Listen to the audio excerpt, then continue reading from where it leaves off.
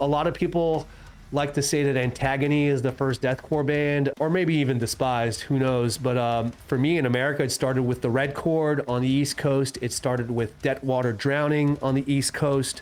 And on the West Coast, for me, a band like All Shall Perish or Suffocate, you know, who had members that were in Antagony, those are the bands for me that made a larger impact.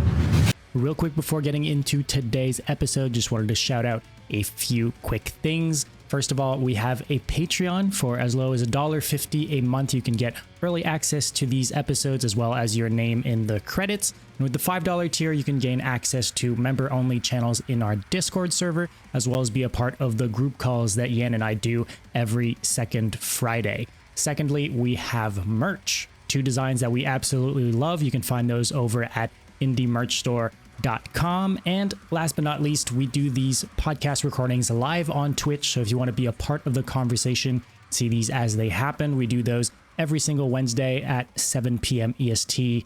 Yeah, that's it. Links to everything I just mentioned will be in the description, along with links to our Discord server and our other socials. That's it. That's all I got to plug. Enjoy the episode.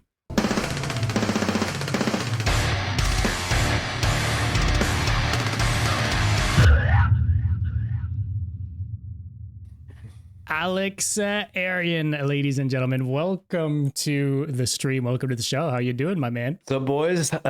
Thanks for waiting.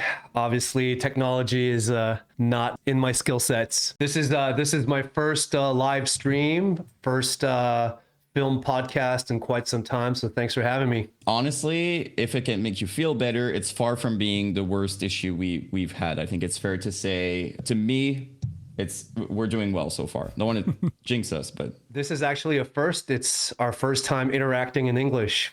It really is, and it's weird because like we all spoke in French together, and now we're doing it live. I love that. Maybe the end of this podcast, we can, I don't know, speak in our native tongue for the people back home. If anyone from Montreal is actually listening, I think we should have at least a segment. Yeah, I think we should. All right. It would be weird if we don't, almost, right? Like I think we should a little bit. I think we should as well, not gonna lie. I mean, So let's book that for the end. Hey, we can do some little rapid fire stuff at the end of the show. Do it in French. Excellent. Oh yeah. Yeah, I mean, dude, thank you so much for doing this. Like you mentioned, it's been a minute. We haven't heard from you in a while in interview format or, you know, musically. It's been a while too, before putting out these recent singles and the upcoming album. So appreciate you coming on and wanting to do this with us. We've been talking about this for a minute now, so it's cool. It's cool to finally do it. I was like, when the album comes out, that is, you know, 2 years went by. Yeah, thanks for your patience, boys. Happy to be here.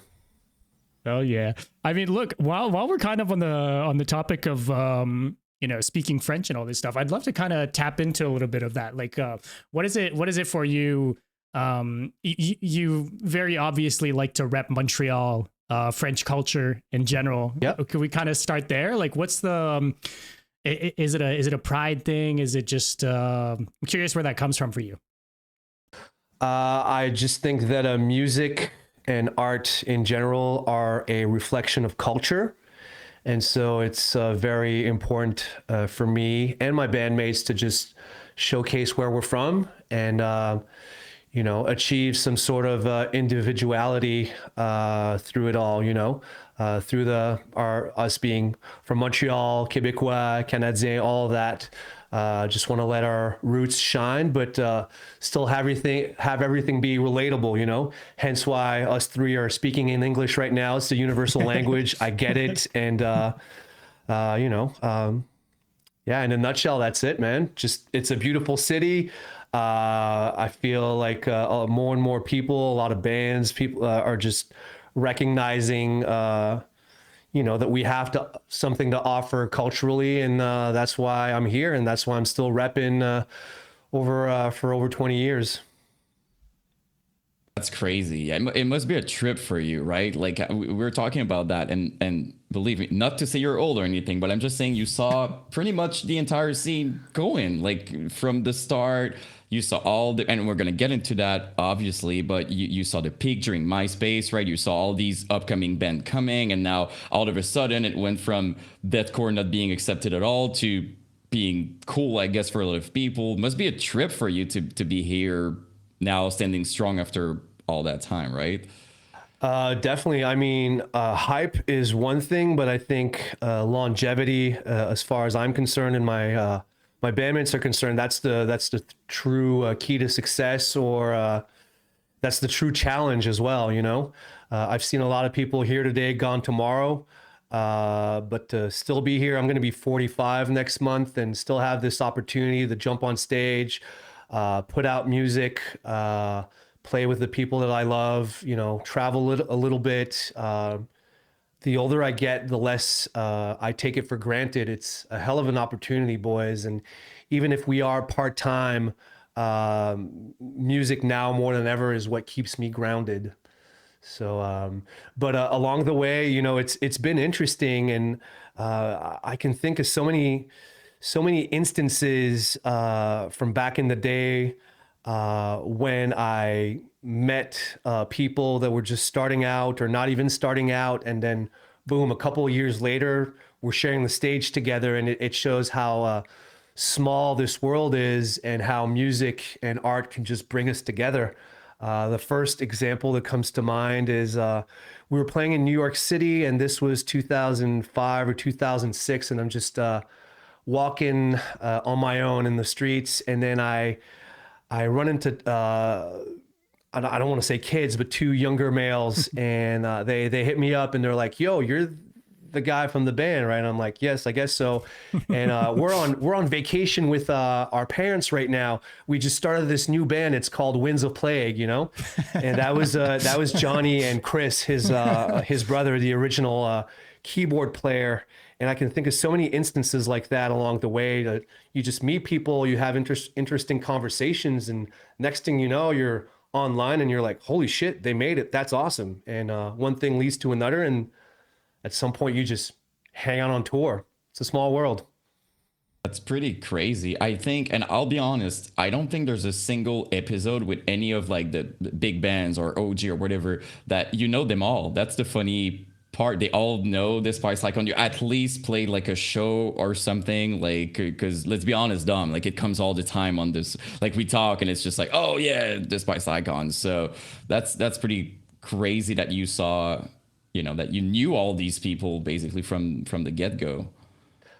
I mean, yeah, that's what touring does. You just travel a lot, meet people here and there, and that's part of the appeal, or a good part of the appeal is not just the creative aspect, but just the people aspect. I'm very low key, but I guess music is what got me out of my shell, and I like to be calm in real life and spend a lot of time on my own. More of an introvert, not so much shy. Just I don't really feel the need to interact that much, but somehow through music it gets me going, and you meet all sorts of interesting people, and you know.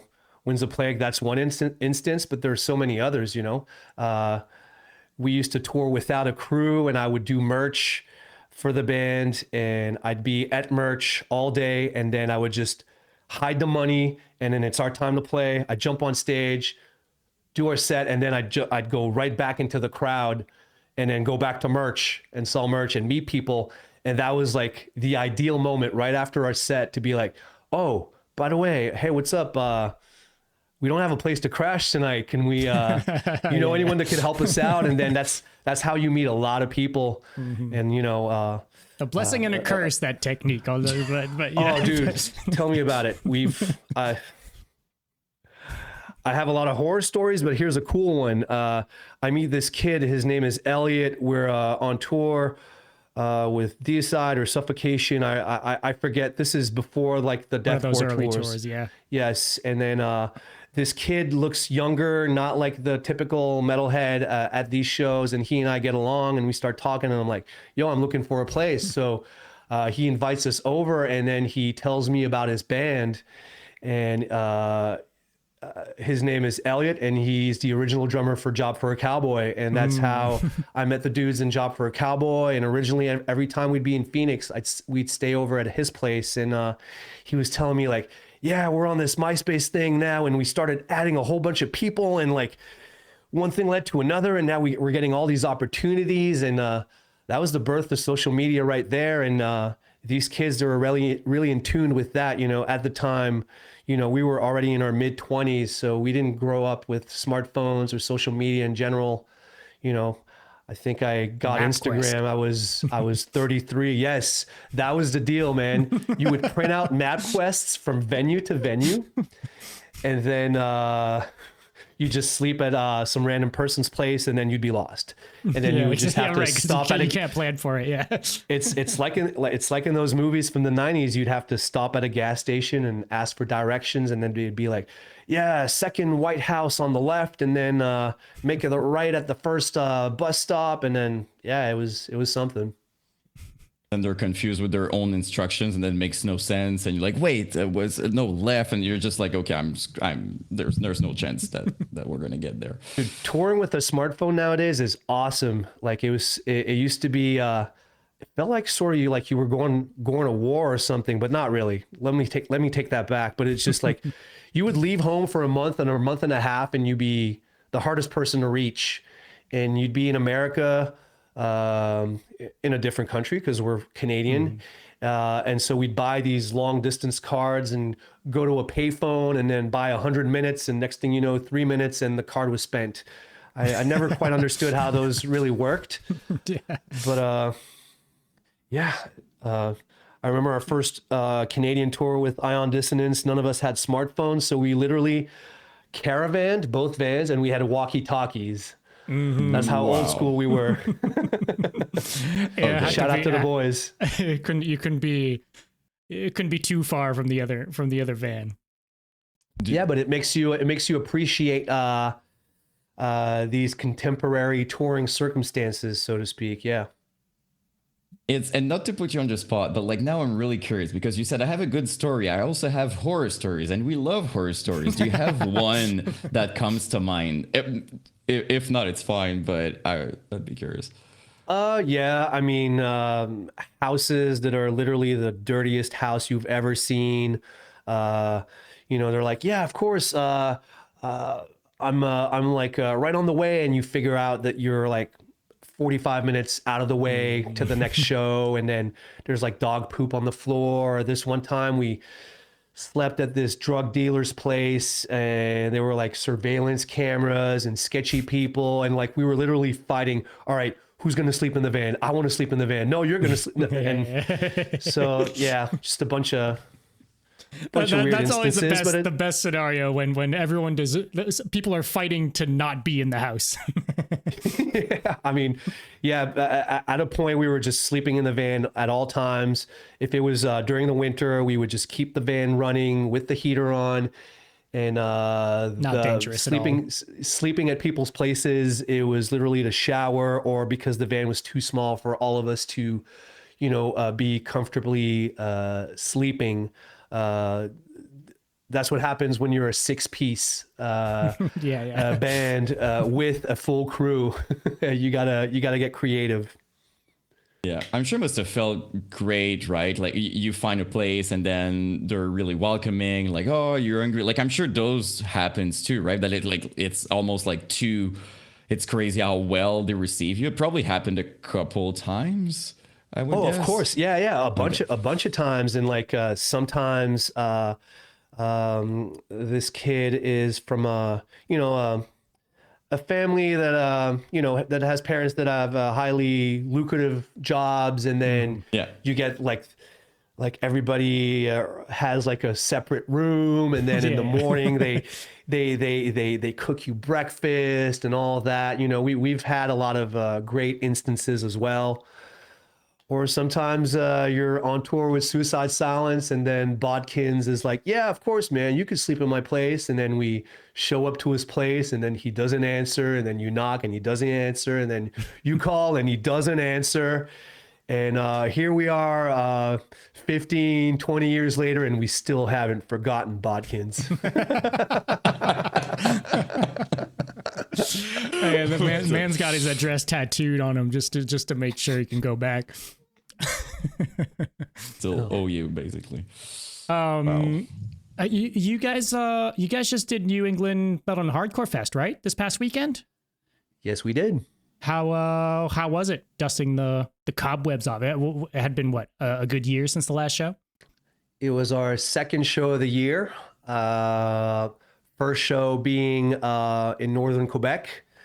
But yeah, you guys did Rouyn-Noranda. Ah. That is true. That is correct. But it's always kind of weird because you don't go on stage for like 10 months at a time.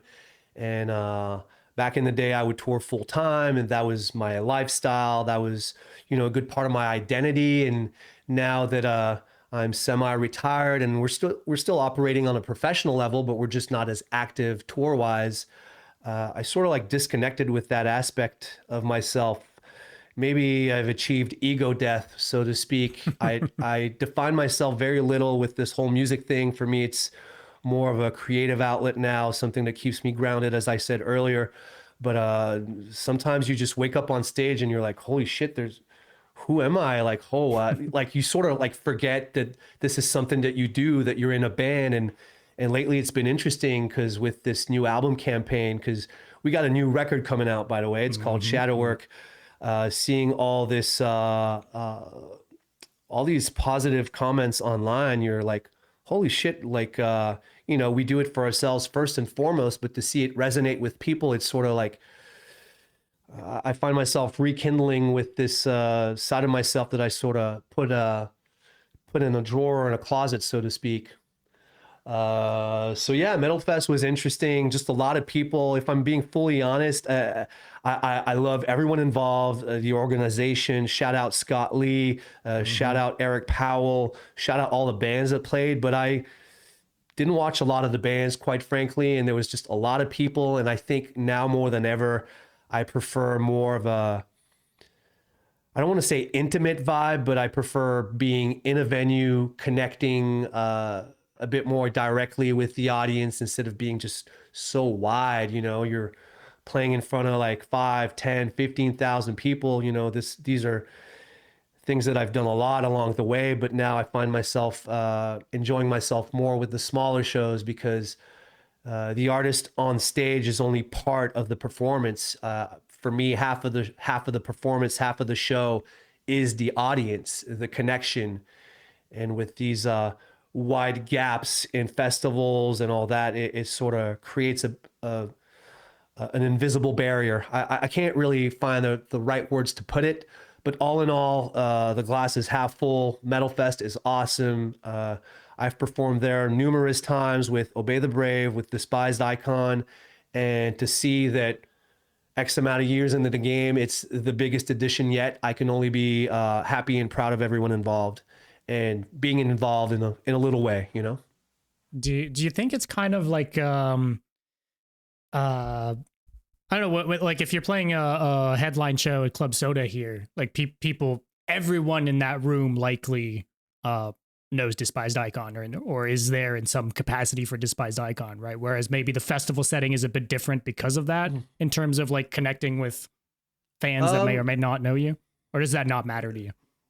That's an excellent question. Something that I started asking at every show is who's seen us before, but also who is seeing us for the first time, touring 6 months out of the year and playing 20 something shows a year. There's a big difference. So, our routine has been touring America or North America one year and then touring Europe the next, and then just sort of alternate. So, we're playing Montreal, for instance, in December. And last time we played was over 2 years ago. That's the last time we played a hometown show. So people know that if we're playing at home or any city for the matter, people, they tend to show up or they tend to travel a little further because they know that that's that one opportunity. But a lot of people are still seeing us for the first time, and that's the beautiful, that's the beauty of it. You know, I understand that a band like Despised, um, there's quite a bit of nostalgia attached to it all, but we are still as welcoming as we are of that notion attached to our band. I'd say that we're really grounded in the present and the future. I want to still put out the best songs and write the best songs that we've ever put out. And I still want to meet new people and hopefully, you know, make a fan or two by doing so. So the study crowd, that's what we call it. I have no issue with the study crowd that are sort of seeing you for the first time. Maybe they've heard your name a couple of times and they're sort of like, you know, deciphering, do I like this band or not? I like those people. I like to win them over, but something about big, huge ass spaces is just too much for me now. So I think we're going to focus more on concert venues, maybe a little less on festivals, but never say never. We'll see. Yeah, I would say, I mean, like, of course, bands are going to say that all the time, but specifically for you guys, I can see someone who maybe they didn't know you and see it live. Like, it's a live experience. Like, the way songs are built, the hardcore parts, everything, it's a live, it's like, it comes a lot. Like, I know everybody's going to say that about metal and stuff, but truly in your case, like, I always had that feeling. You need to see it live to really fully understand. Would you say it's accurate in general, or? Yeah, I think so. I think, or I would like to think that we have a reputation of being a good live band. It's not that Walt Disney magic of laptops or you know heavy album productions or whatever. You know, my boys, you know, they're musicians that have put in the time, the effort into mastering their instruments, and I think it shows live. And not as I said earlier, not just the band, but the crew that we hire. You know, whether it's Yannick, our front of house engineer, who played guitar in the band for the first two records, who's toured with the band as a guitar player. He knows every single riff of every single song. He knows how we're supposed to sound, and he's our secret weapon, you know. And our tour manager has been with us for a decade now, and just having these people surrounding us and working real hard just puts me in a mindset on tour that I'm confident and I feel well taken care of, and that translates into a good live performance, I would like to think. On top of that, everybody's still debating if your drummer is even human to be able to play that. So there's also, like, honestly, like, it doesn't even, I'm always like, he's able to play that. Like, I cannot, my mind is just not understanding that. It's crazy. On dit un drumain back home. It's a special French term for drummers. Never quite normal, these drummers. Perhaps that's why something you know I went from drums to vocals myself. You know, maybe I was too normal. But yeah, as far as grind is concerned, or anyone in our band, I watch the younger bands nowadays perform, and they have this impeccable technique. You know, whether it's the vocalists that are pushing it to the next level, or every instrument or guitar players or drummers for that matter. But what I like about us is back then it was sort of like magical, like it was a mystery, you know, like Flo and Cryptopsy, the drummer, you know, he was the fastest, and it wasn't science. It wasn't like push-pull technique, or it wasn't like double strokes on the bass drum or anything. It was there was this mystique to it. He did it, and he was abnormal. And nowadays, you know, it's sort of like Olympic athletes. They understand the technique. They have YouTube and all these tools to either learn or share their knowledge. But for us, we have this old way of playing that's not precise, that's not perfect. And so once in a while, we scream too hard, we hit too hard. You know, my drummer starts out with like the perfect technique, and then the blast beat lasts like 45 seconds long, and at the end he's like, fuck it, and he's all arm, and you know you're not supposed to do that, but he does it, and there's like this raw energy. That's what I respect about Grind. I respect Grind so much for his full arm attitude to the shit he does. I mean, like I played drums on our first record, and when we had that shift, you know, one of our only lineup changes, I was like, this is the guy that we need. You know, this is the one and only drummer that I want to try out and hire in this band to bring us to the next level, because I had a very precise vision, and I knew that we could achieve it with him in particular. But with everyone involved, you know, we don't talk enough about bass players. Sebastian is the real deal. It's like real bass lines, and you know, he picked on that pizza, you know. And like Steve, you know, I've been singing with him for like 20 something years, and he screams too loud, and he's had a rough life, and this music thing is this outlet, and it shows in the way that he screams. You know, he goes all in, and sometimes it's very little technique and a lot of emotion, and that's what I appreciate about my boys. And I would say I'm their biggest fan. So it's, you know, being one of the main songwriters, it's one thing for me to have a vision, but without the boys, this vision is absolutely nothing, you know? So very thankful to be playing with the same amount of people, with the very same people that I started this band, you know, over 20 years ago. It's crazy. The few lineup changes you guys have had over the years is kind of incredible for the amount of time you guys have been at it. It really is. For a hot second, we had a semi-American lineup. So for the end of the Ills of Modern Man era, and then the Day of Mourning era. So this is 2007 to 2010. That's the point in our career where we were constantly touring. So Yannick, who's our front of house engineer, formerly our guitar player, he stepped away after a healing process because he was the first to have a kid. And then Sebastian, our bass player, he stepped away after Ills of Modern Man because he had a kid second. And so that era of the band, starting 2007, that's when we hired Al, our friend Al Glassman from Massachusetts, to join on guitar. And then a year later, we hired his friend Max, another kid from Massachusetts, to play bass. They used to be in a death metal band called Goratory. I was actually a fan of their bands, had the CDs at home. And so for a hot minute, we were on tour in the van, and all of a sudden we were doing just like us three are doing right now. English, we were speaking in English so that everyone understood. So for those 3 years, that was the sort of American lineup in Despised. And funny enough, I saw Al and Max last weekend at Metal Fest. Yeah, there we go. Because Max, after Despised Icon, he joined the Black Dahlia Murder.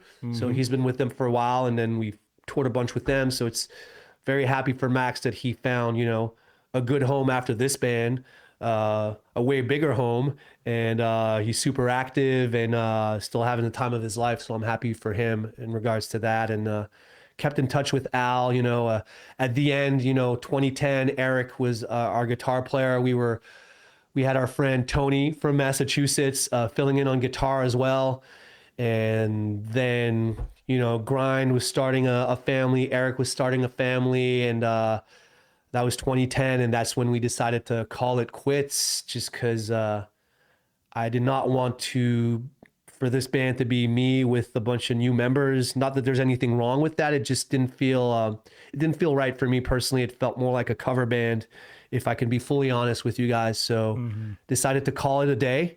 And then when we started to reunite in mid 2010s, we were like, all right, for us to be back together, it needs to be the real band. So that's why, you know, Yannick is back, but as the front of house engineer. That's why Sebastian, our original bass player, is back. And that's why Ben is back, who joined our band in like 2008 or 9. So Yeah. You know, the member that joined in 2008, he's the youngest member of the band. Yeah, he's still the new kid. Yeah.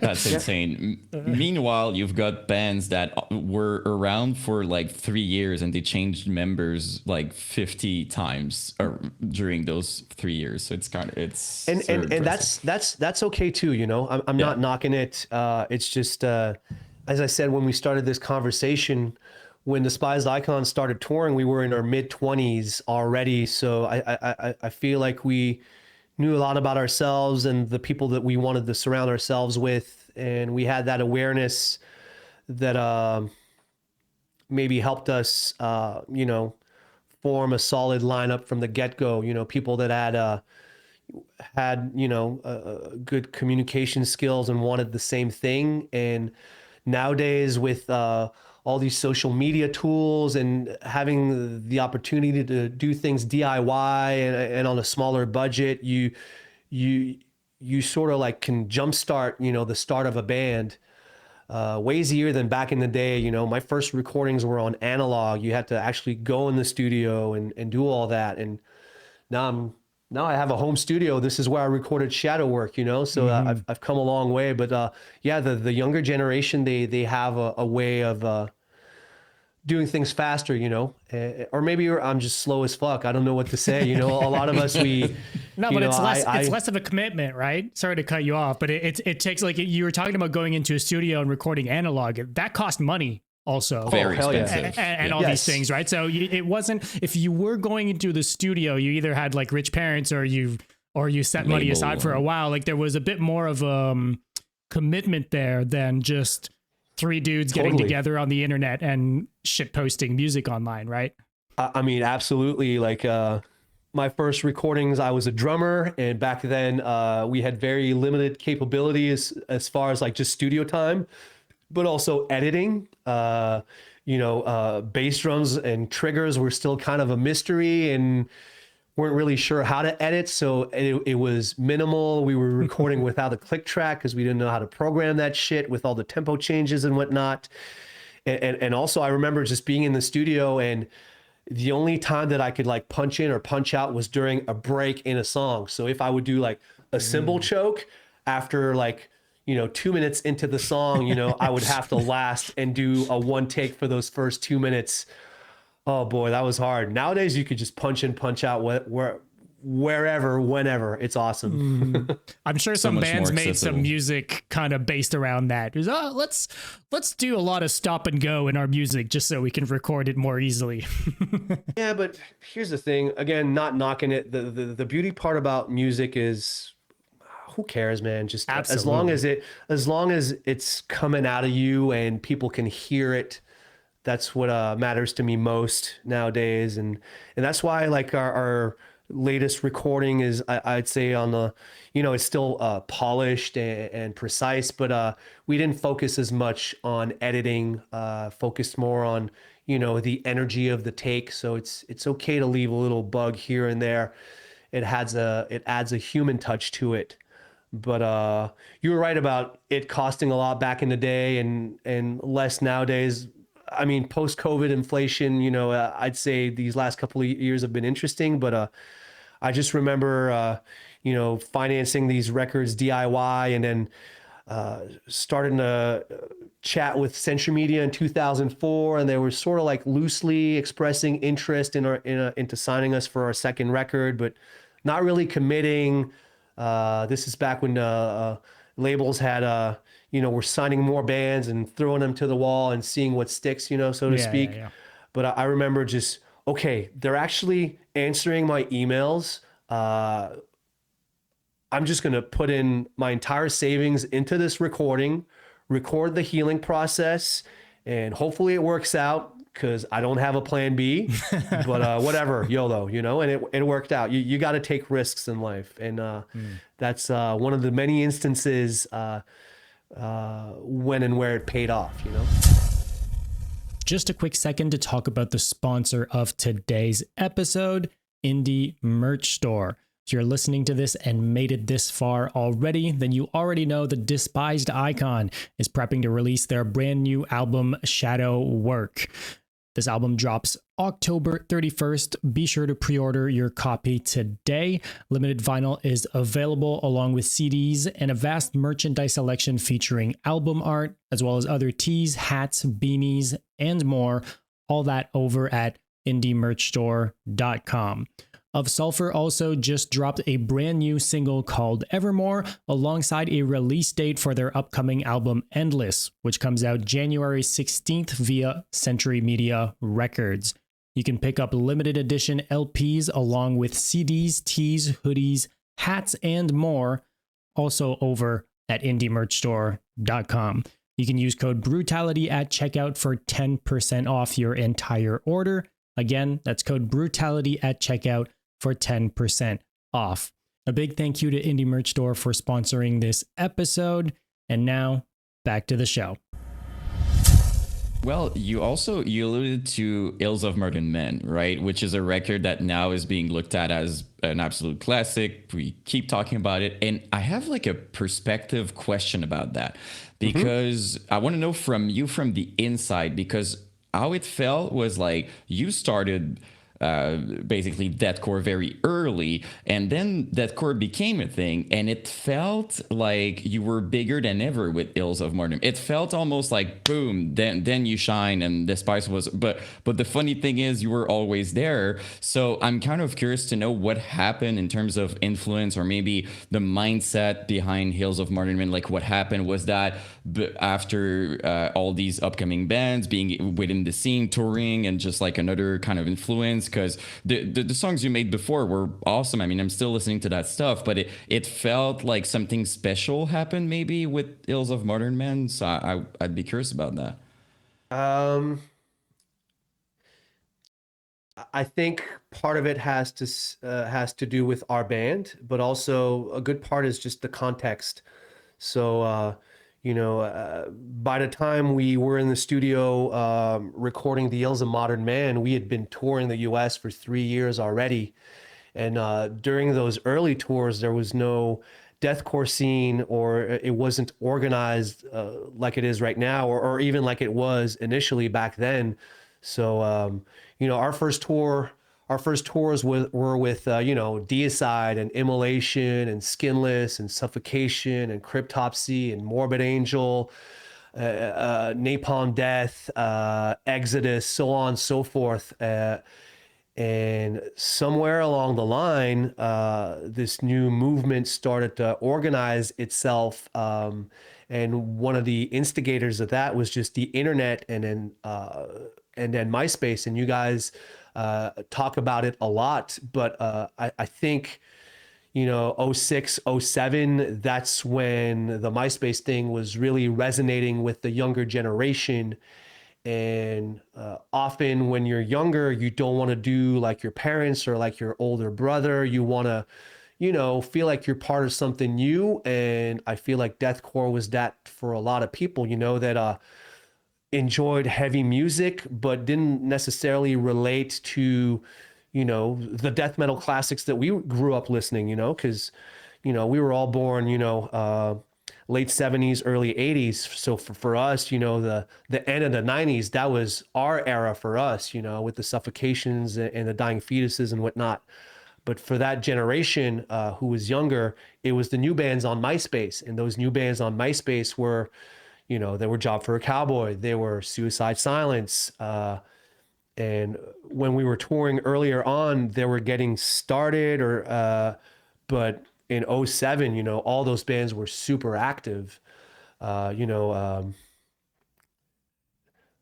man, I got to give a shout out to Animosity. They were amongst the first. Same for the Red Chord. To me, the Red Chord, a lot of people like to say that Antagony is the first deathcore band, but for or maybe even Despised, who knows? But for me in America, it started with the Red Chord on the East Coast. It started with Deadwater Drowning on the East Coast, and on the West Coast, for me, a band like All Shall Perish or Suffocate, who had members that were in Antagony. Those are the bands for me that made a larger impact.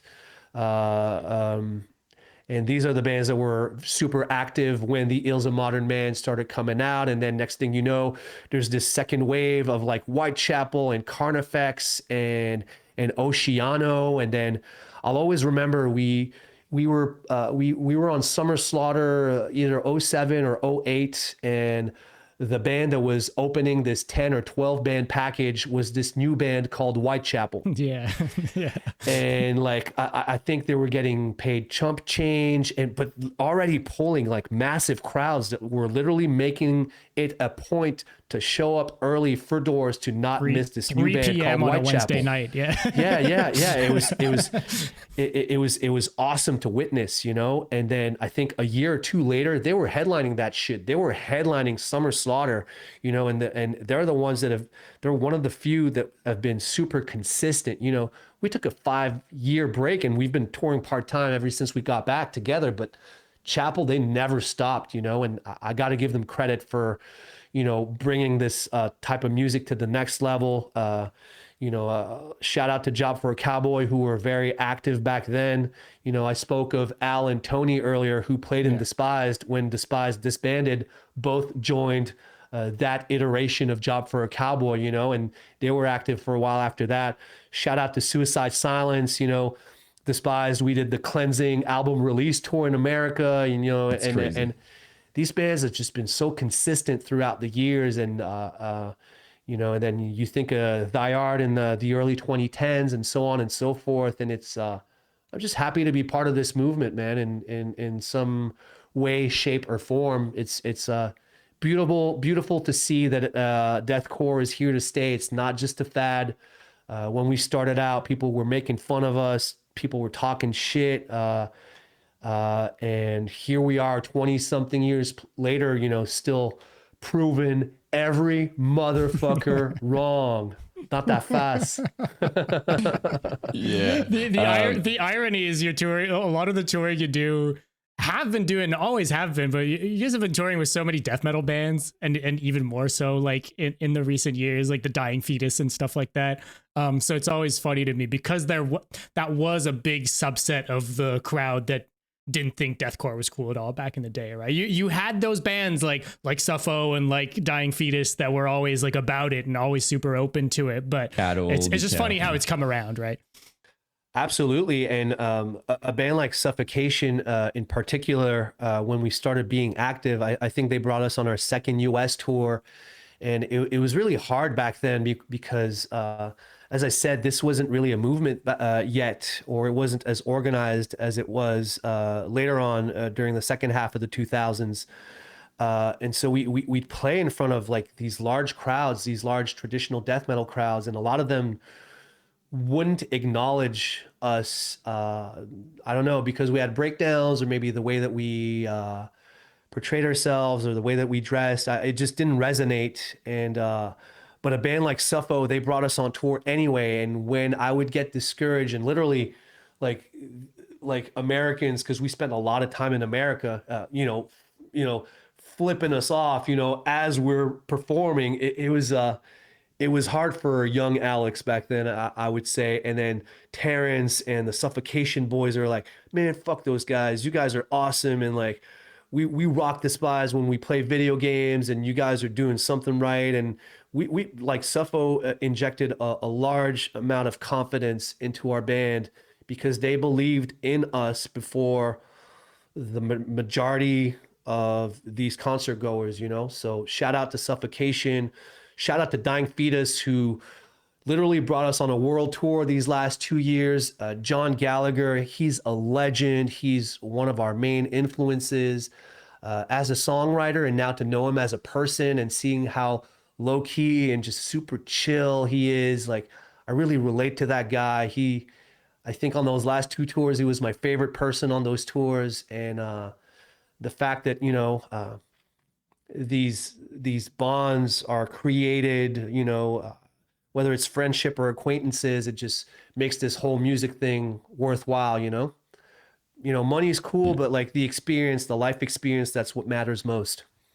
I think I heard you say you you were kind of like, hey, when we started Despised Icon, we were just kind of straight up a dying fetus ripoff band. That's so I don't know. Sure. It's like a full circle thing, I assume, right? I know Suffo and Dying, like you guys toured with those guys pretty early on, but to see you're still touring with bands like that 20 years down the line is pretty surreal. It must be, right? I mean, absolutely. And what you need to keep in mind is, even though we say that Despised Icon started out in 2002, we actually formed the band in year 2000. And we used 2002 as our inception date because that's when we started playing shows. That's when we started putting out music and put out our first record. But, in 2000, we were already, Eric and I, a guitar player, my brother, he and I managed this band together. We've always managed this band. We were the main songwriters. When we started, chatting with people and picking out the people that would become Despised Icon, we all had that common energy. These old school bands that you just mentioned, Suffocation, Dying Fetus, once again. But there's the Devirement, there's Deeds of Flesh, Morbid Angel, Disgorge, and so on and so forth. What you need to understand is Despised Icon was death metal band number 2 or 3 for everyone in this band. And so for us to do this, we didn't want to try and rip off Nile again, or rip off the Swedish death metal scene that was popping back then, In Flames, At the Gates, who else? Dark Tranquility. We wanted to do something different, so that's why we started blending hardcore with death metal. And at the time, early 2000s, that's when I started going to hardcore shows on my own. None of my death metal friends wanted to go, but I was like, this shit's cool, man. This shit's different. I like it. I want to figure something out and sort of like mesh these types of music together. It doesn't feel natural, but I feel like there's a way to make it sound natural. And one thing led to another, and we did it. Yeah.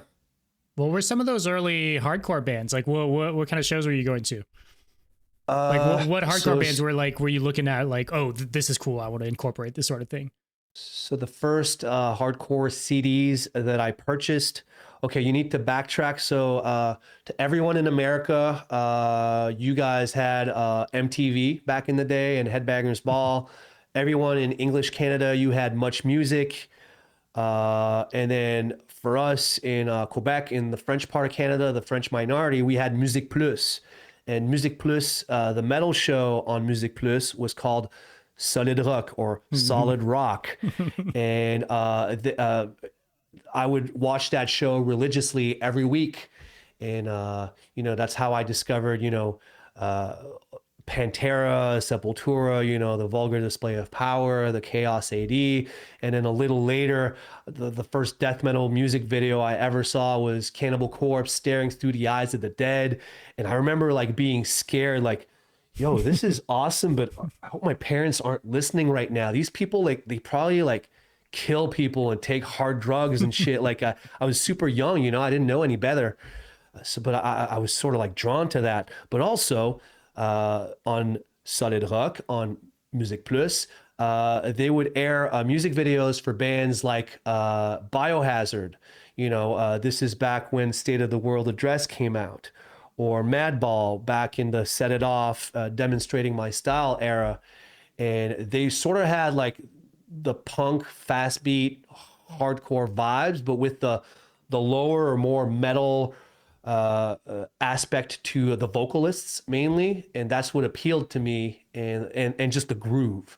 The groove is what set these bands apart to me. But I listened to Sepultura, Chaos AD, and that to me was metal, and there's a whole bunch of groove. That's perhaps even one of the first metalcore records on this planet, if you think about it. So I thought I was listening to Biohazard and like, this is a metal band, or Hatebreed, what's it called? Satisfaction is the Death of Desire, Jamie's voice on that record is super low, but there's like the hardcore, like the punk fast beats that I thought were, so I say those are some of the early influences for me going to hardcore shows. But also there wasn't as big of a distinction now, you know. Back then, you'd go and see Poison the Well or Every Time I Die, and you weren't going to a metalcore show. You were going to a hardcore show. You were going to see Remembering Never. It was a hardcore show. It wasn't a metalcore show. You'd ask someone nowadays, he'd probably say, yeah, Martyr, AD, or Remembering Never, they're metalcore bands, and they are, but to us, it was just all the same thing. It was hardcore. And those are the bands that really got me going earlier on. Or the more technical bands like Birth by the Sun, the Dillinger Escape Plan. If you listen to The Healing Process and Ills of Modern Man in particular, there's that very dissonant hardcore metalcore element to those. And yes, the panic chords. And I mean, we were discussing this earlier privately, Dom, but you've heard the record, you've heard the sounds on this record, and this is us reconnecting with that era of the band, you know. But also just in an attempt to make this new record, Shadowwork, as diverse as possible, without necessarily being too different from what we've done in the past. You know, I'd say it's 80% or 85% Despised Icon, 15% experimentation. But as far as like the 85% is concerned, it's us really acknowledging every era of the band, whether it's the later records like Day of Mourning or Beast that are more leaning on the death metal side of things than the earlier material that are a bit more hardcore influenced. I'd say Shadowwork is a melting pot of that. It I'm really talking on and felt on. Like I should shut up and let you guys speak. No. I literally Trust go on us. this rant, and then I'm like, oh, holy shit, what was the question again? Dude, no. If we talk more, people yell at us for talking too much. Oh, So you're okay. all good. People are First here of to all, hear you it's talk. perfect. The only thing I see is that every single thing, because you go on all these topics, it's all interesting. I have 50 billion questions, but then I'm like, oh, but this is interesting too. So we just let you go, and it's just it's honestly it's awesome. But while we're talking about the last album, Yes. it really felt like that to me. First of all, the freaking artwork is one of the best I've seen in my entire life. I'll be honest, like Merci, thank you. shockingly good. Like I think our first comment, we didn't even hear it yet, right? We just saw like the artwork. We're like, okay, this is my first instinct was like it's gonna We be saw sick. we saw the leak of the artwork, and it was like, oh. Yeah, I mean, originally we wanted normally I liked for the music to speak for itself and not so much being like buy merch and then look at this. I just like I like to give it a go, and like the icebreaker for me has always been music first and foremost. Less marketing, just like de la musique. That's what matters the most. But with the leak of the album cover, we were like, I've worked my ass off. We've worked our asses off on this record. There's no way that people are going to learn about it through this random third party. You know, if people are going to know about it, it's going to be through us. And right now, the only thing that we can do, because the way that these DSPs are scheduled, you know, the Spotify's and all that, it's complicated. So we're like, all right, fuck it. We're just gonna unleash the album artwork onto this world and see where it takes us. And but merci, and I'm glad you dig the artwork. And what makes this portion or you know, the music videos or the pictures or the graphic design, the merch designs or the music production, I almost exclusively deal with friends. People that I've known for a while, people that I know I can trust them with my baby that is this band, and people that will do justice to the music and what we're trying to achieve with this vision. And Eliran Cantor, who did the illustration to this record, he was spot on. You know, this was our second time working with them.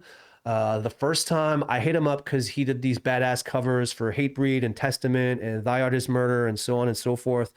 And I was like, wow, man, this, I wanted something a little less Photoshoppy and something a bit more, you know, like an actual drawing, you know? Yeah. I love the Photoshop thing, you know, our merch design, first and foremost, that's what it is. But for the visual, to the music, I wanted an illustration.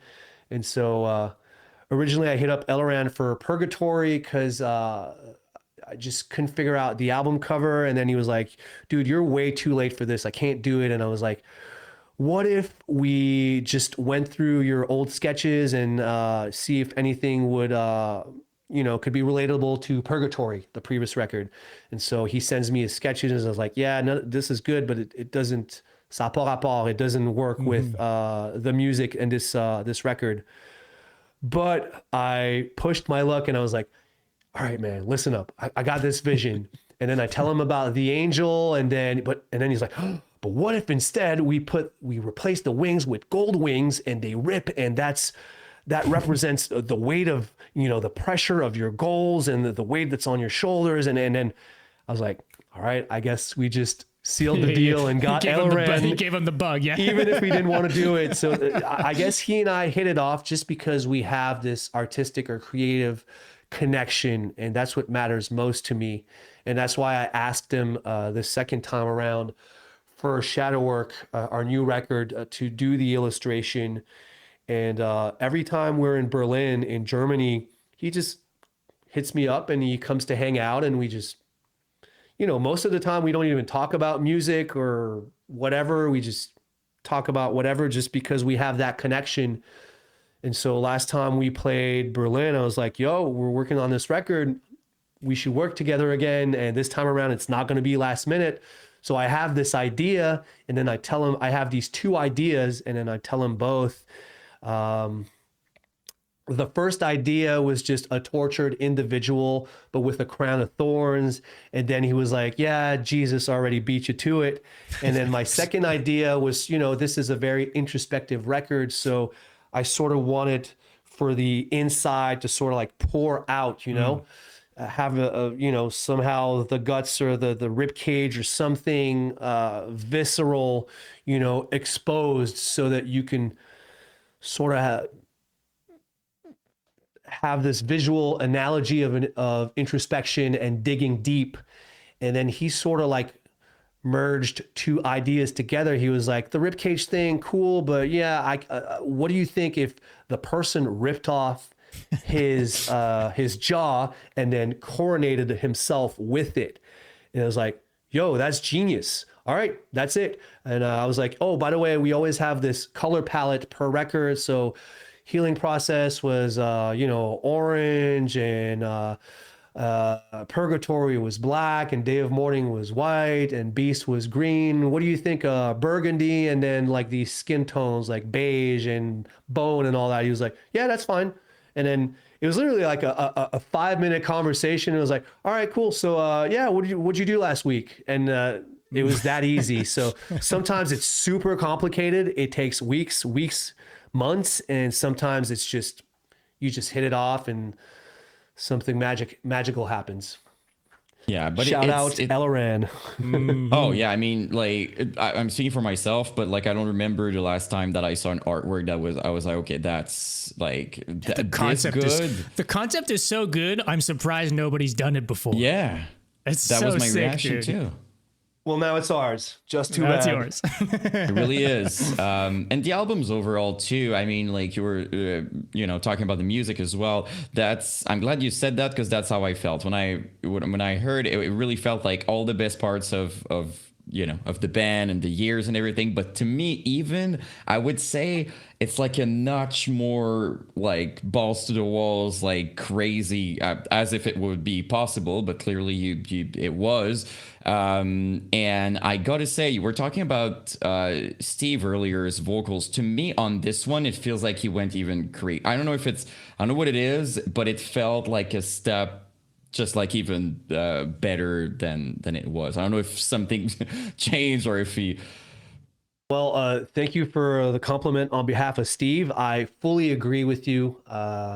We for the vocal production, we spent a lot more time on it. These previous records, especially Purgatory, I remember I was touring full time with Obey the Brave at the time and just alternating between OTB and Despised. And then I remember I would just go to Eric's place, and then we weren't very, very purposeful in our writing. We would write riffs or sections of songs. and we had these deadlines, and I was a full-time career musician back then. And I remember just we had all these segments of songs, and then I remember going on this like 2 month segment, you know, back-to-back tours with OTB, and coming back and being like, Eric had like pieced together a whole bunch of riffs and sections into songs, like, you know, meticulously.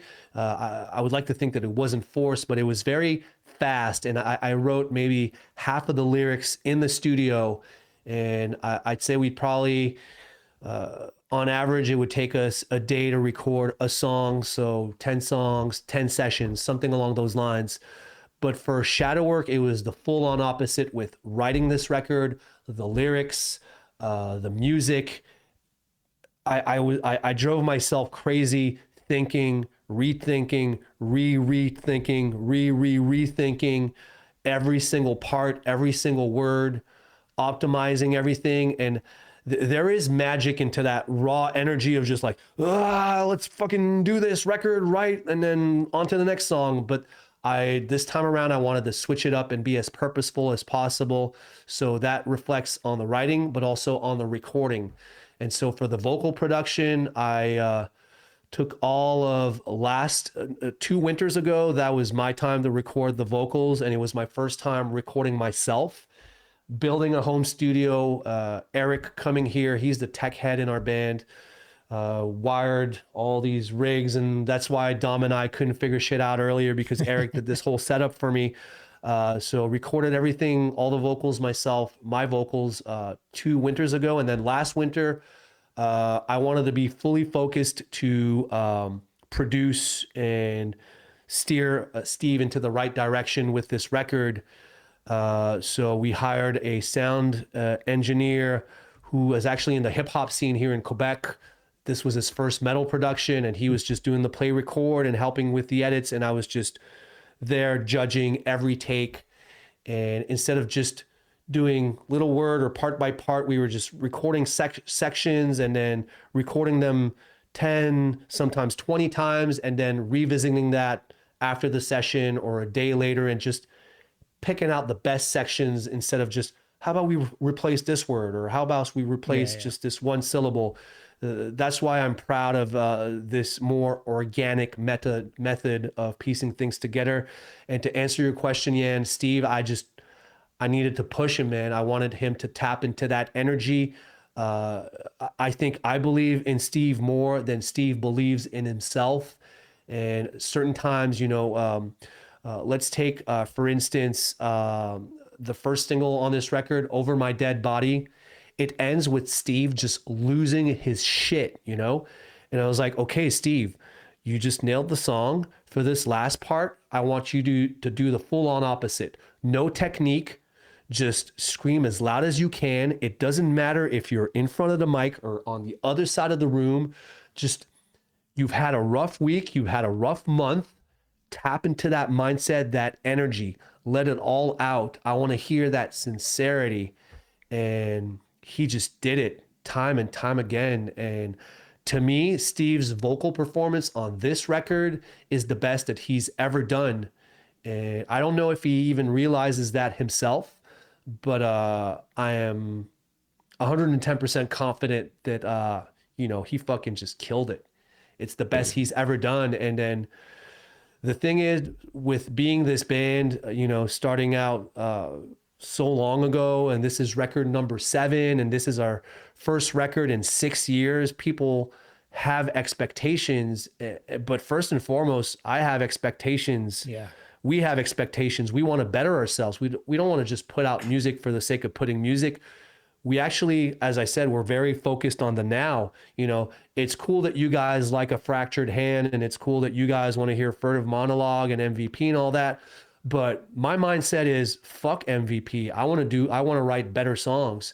And that's been my headspace. That's been our headspace. And so, and also it's all these fucking dadcore comments. It's death metal dads. It's like all these, everything in regards to our age. You know what? We are in our mid 40s, and I promise you that a lot of these people online, I know it's all fun and games and people are well intentioned, but a lot of people, in your 40s or even your 30s, this music thing is a phase, and you'll have that white picket fence and you won't be into the scene. And we are still into the scene, and we're still fucking killing it, writing the fastest songs ever. And we want to show people that we still have that raw energy and willingness to kick ass inside of us. I know it might sound a bit arrogant, but I just want us to not soften up. Often when you're, 20 years or more into the game, people expect you to soften up or write okay songs and, write load and reload or whatever. And that's not us, Yeah. With this record, for me, I wanted to put out the Black Album, and in my book it is. But at the end of the day, all that's just words, and it's for you to listen and decide. And if it's not the Black Album to you, that's okay as well. Whichever part of the band resonates with you most, that's cool as well. But I don't want to live in the past. I want to live in the now and in the future. And that's been my outlook throughout this entire recording process. Holy shit, another 10-minute long answer. I'm sorry. No, but that was really well put, to be frank. But I think Dom, you wanted to. I just want to say though, it's way easier said than done. All these things that you're talking about. Of course. Right? Of course. Right? Because I'm sure most people feel the way you do about their They're own music and growing up and trying to, and that maybe they soften up not because they want to, but because that's just where they're at, right? Like I don't know many drummers the age of Alex Grind that can play the way he does, right? Like he's the only one. I think it's limited. The pool of people is pretty limited of people who can actually, because again, like you guys, like with this record, like are pushing it. It is faster, crazier vocal performances. It's more technical by bits. Like it's more of everything in every direction. If it's not the best you've done, like honestly, we've heard. I was just like, that's honestly crazy, and it's not just because you're here. I mean, we talked about it off stream and stuff like that. But even like to the small details on that, there's a lot of thought into the music. Not that there wasn't any thought before, but I mean on this one, even the hardcore part. I love hardcore, by the way. Like I really love hardcore, and there's this discussion around Despised Icon since the beginning that to us, the only band that mastered the 50-50 death metal hardcore together is you guys. We keep talking about that, and all those things you can hear it on the new record, to me, like better than ever. Even the hardcore riffs, when I heard like Over My Dead, but I was like, this is straight up like true hardcore riffs on it. So like that, at least that's how I felt. So it's not easy to do, especially after, as Dom said, after all that time. That's perspective. It would have been understandable age. that me Also, with everything, it would have been understandable that maybe you try new things and stuff like that. But even with the experimentation, it worked really well for you. I won't spoil anything. Some but singing on this album, Alex. Yeah, I mean, to answer your question, Yan, or to reiterate what you just said, deathcore is death metal and hardcore. That's what it is to me. When we played our first show in 2002 and we printed our first shirt, all it said was Despised Icon Montreal Deathcore. That's always been our outlook, a mixture of both. But somewhere along the way, it evolved into something else, and that's okay too. That's the beauty of it, and I think that's why it resonates to a more widespread audience, because it's not just this very narrow vision of one band, and it's all over the place. But as far as your perspective, Yan, I would give a shout out to Body Snatcher, because they mix the death metal with the hardcore. The hardcore sound is very present in their sound, and that's one of the newer bands that I appreciate because of that. Yeah. And you just made them very happy by saying that, I'm pretty sure. You think so? Oh, I'm pretty... Like, Alex, I know you're in this Despised Icon, so maybe you don't have that perspective. But as I said earlier, there's not a single show that the guests are not bringing up this Despised Icon or the influence and stuff like that. In general, you guys are being looked at as like... If you're not the most respected band in deathcore, know who is, like, so I know you're within it. Maybe it's a different perspective, right? You have all these, you're in the band, but to us and to our community and even younger kids, I mean, we can talk about the entire revival of Myspace Deathcore talking about you guys, and they love Despised Icon. All the kids are wearing Despised Icon t-shirts now. I was just gonna, wow. I'll just say it. Yeah, it's vintage? cool again.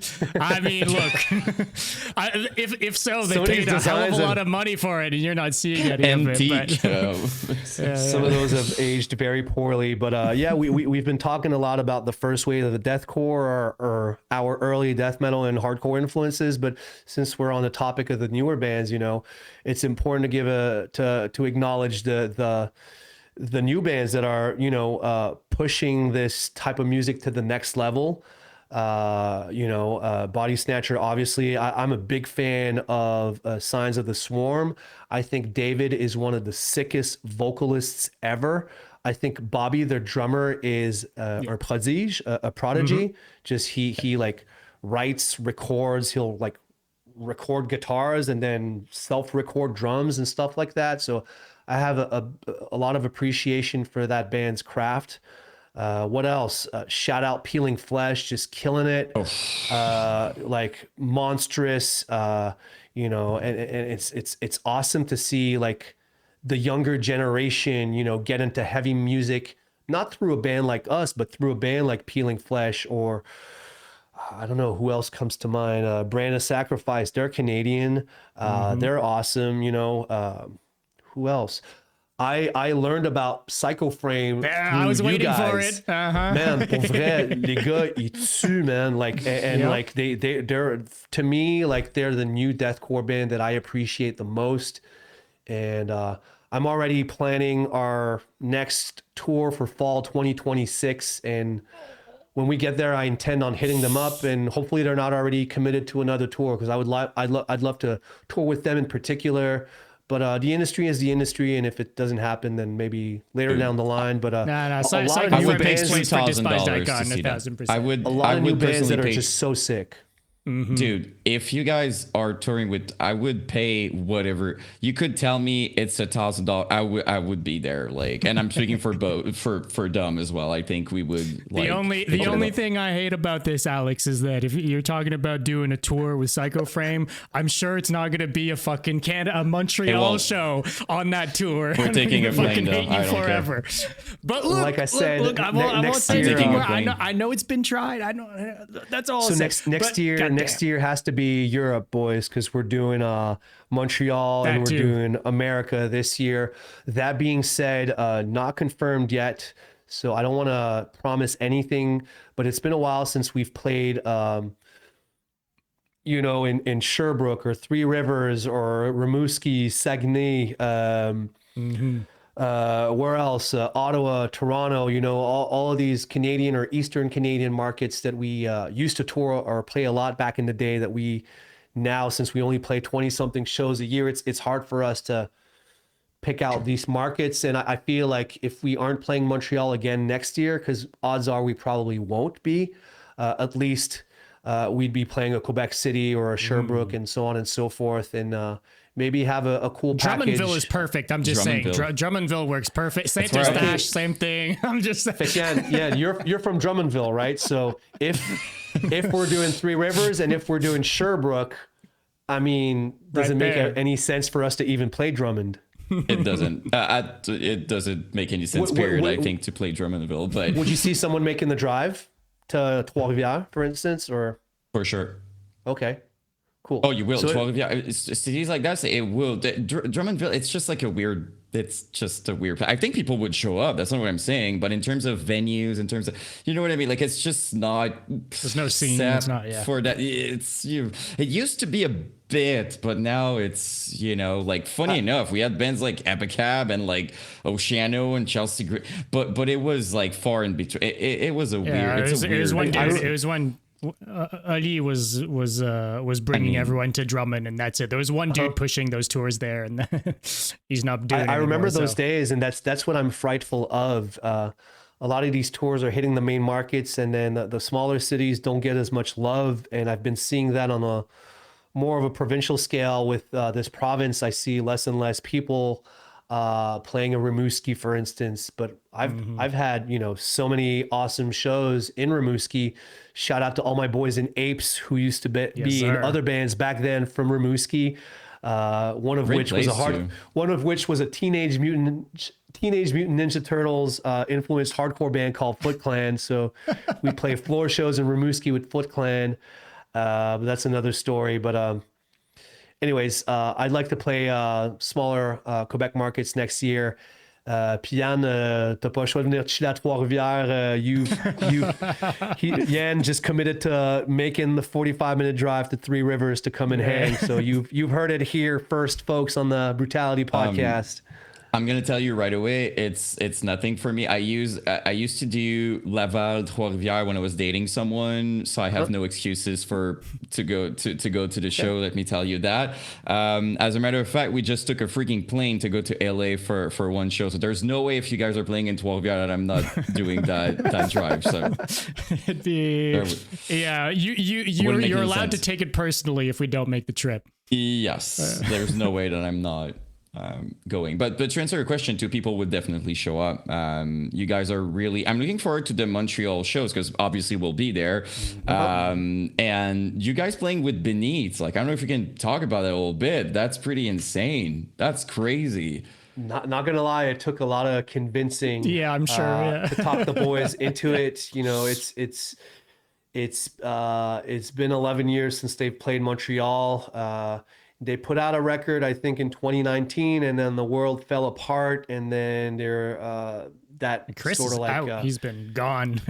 Yeah, he lives in another country now, and so it's been complicated for the boys. And their drummer Anthony is American and is active in other bands as well. So the fact that they committed to the show and they're putting in the effort to rehearse and all that good stuff is just awesome. And as a longtime friend, but also as a fan, you know, we've been encouraging ourselves since the inception of both bands. You know, I saw the first Beneath the Massacre show. I saw the first Ion Dissonance show. You know, I saw the first Beneath the Massacre show back when they were called Observing the Fallen Tree. And then them and Ion Dissonance were opening up for Dillinger Escape Plan during the Calculating Infinity era at La Salle de l'Ix in Montreal, which was a small 350 cap venue, which sold out, and I didn't have a ticket. So I just snuck in through the back because I was like, there's no way I'm missing my friends. There's no way I'm missing Dillinger. And so I witnessed history in the making, the first Ion and Beneath shows. But yes, took a lot of convincing on my part, but the boys are ready. They're excited. I'm excited.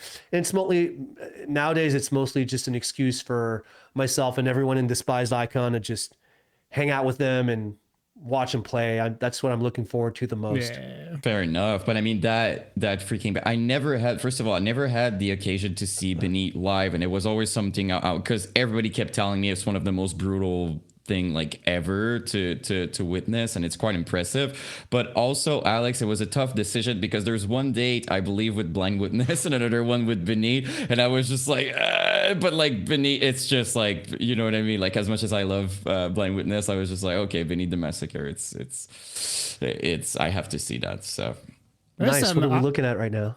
I mean, we've got Chris Bradley on guitar, and then we've got Kevin on, which I know wasn't there in the time that you're talking about with Ion Dissonance, but a funny throwback. So this is, I think what we're looking at right now is the second edition of Maryland Death Fest. It is, yeah. I found the promoter on Myspace and asked him if we could jump on the show last minute because we were heading on our first US tour ever.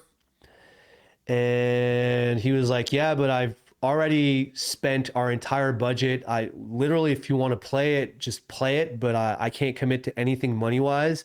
And I'll always remember after we played, he gave me a $20 bill. I was like, fuck, welcome to the tour life. But that's another story. So what we're looking at here is one of our first US shows. And we have Chris Bradley playing guitar because Eric had just he had gotten this new job opportunity. And as I said, we were already in our mid-20s back then. And like the MySpace thing was around for a little while already. Like friends talked me into like opening a MySpace page for our band and all that. So we were late bloomers. So Eric being in his mid-20s, having a good career opportunity, he figured I'm not going to not take it. So Eric wasn't on the beginning of that tour with us. We got Chris Bradley for Beneath the Massacre filling in last minute. I think he's barely 20 years old on there. And then we had Kevin from Ion Dissonance filling in on vocals for Steve. And that's a whole other story. Steve got a hernia. And then when he got operated, he wasn't stitched up properly, and he got like the flesh eating virus, and he was just stuck at the, he was just stuck at in the hospital for a while. Missed our Canadian tour right before that with Ion Dissonance that we were caravanning with the walkie-talkies, as I said earlier. And so we were like, yo, this is our first US tour. We just have to do it. And the funny story about that tour is, you know, we're a Canadian band. We need to file all this paperwork for US visas and pay, you know, a very high fee, at least for us at the time, in order to have that opportunity to tour in America. And so we didn't have visas for both Chris and Kevin. And this was a North American tour with the back and forth and all that. Oh, no. And so they got in the first time around. And then the second time around, they were pulled aside and questioned and everything. And then, yeah, I think we were like in Omaha, Nebraska, and we had to send them back via Greyhound to Montreal. And then we proceeded to playing, I think, 2 shows as a 4-piece. And I absolutely hated that experience. And then I was like, Eric, fuck your job. Steve, I think you're all right now. Just bring your penicillin or whatever and just come help out the boys. We're struggling here. So on a dime, they left home, flew, had their visas, and then that did the rest of the tour. So no way. That's crazy. crazy though. What you're seeing right now, we probably played no more than 5 to 10 shows with that lineup. But as I said, we were young, we were friends first and foremost. It was an exciting time. We were part of a new scene, both locally and internationally. You know, Beneath was starting to be active. Despised was starting to be active. Ion Dissonance, who people do not speak of a lot or as much as they should, were starting to be active. They were active before we were, you know, touring the US before we were. And if you were into like mathcore, dissonant, metalcore, and all that, and you've never heard of Ion Dissonance, please check out our friends. Well worth the detour. But yeah, those were exciting times of just friends supporting one another, and hence why that lineup, which was short-lived, came about. You did. That's pretty crazy. You did some shows for Ion too, right? Am I crazy?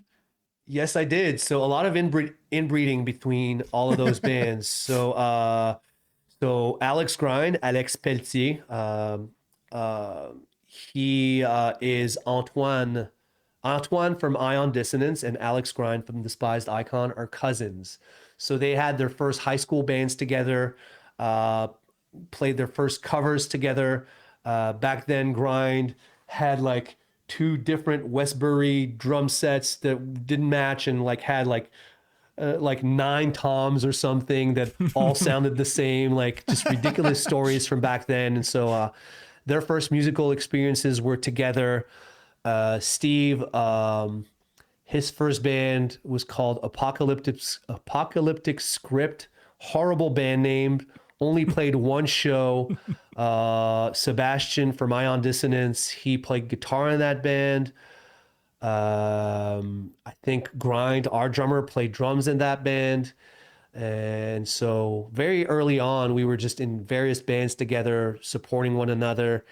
And then when Gabe, the original Gabriel, an old friend, left Ion Dissonance, because he was just sick of the touring lifestyle and was in a committed relationship and wanted to focus on that and a career at home, you know, grown-up stuff.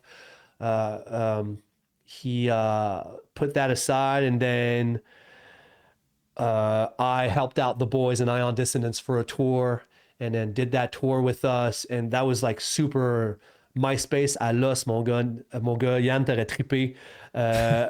Played this festival in Milwaukee, Robot Mosh Fest, strictly Oh, yeah. Myspace bands.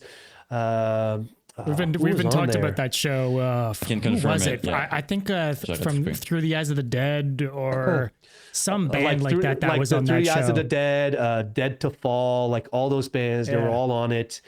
So I filled in on one tour for that, and then I mentioned earlier Steve had the flesh-eating virus, so That's Kevin, crazy. who I had just met, filled in for Despised on that Canadian tour with Ion. Met the boys in Ion through that experience, and then became their vocalists later on. So it's just one thing led to another. You know, Kevin, he and I were roommates for 5 years.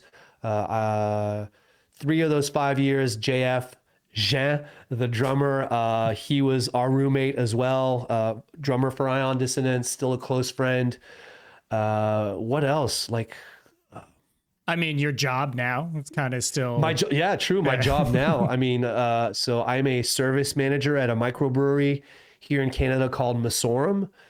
Go-to spot for anyone. MESSO. It's spelled MESSOREM. If you are into beer, New England IPAs, quality craft beer, maybe check us out. Who knows? Maybe you'd like it. So Sebastian, that was one of his initiatives. He is the general manager, the brains, or part of the brains behind that operation. And he was in Ion Dissonance, and now he's still one of my best friends. And he and I have been working on this project together for close to 6 years, and it's been fun. And yeah, so long history of collaboration with all the bands that I just mentioned, and all the people. First and foremost. That's crazy.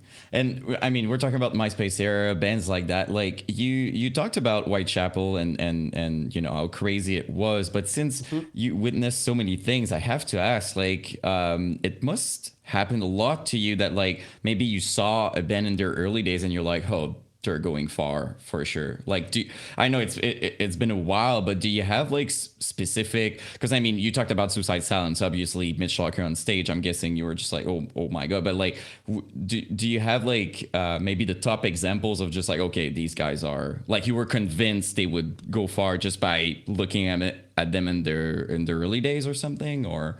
Absolutely. I don't know. It's just an energy, an aura. And in certain cases, I can just tell that this band is going to be huge. You know, I told you guys that I got the Winds of Plague demo on a burnt CDR, and That's then crazy.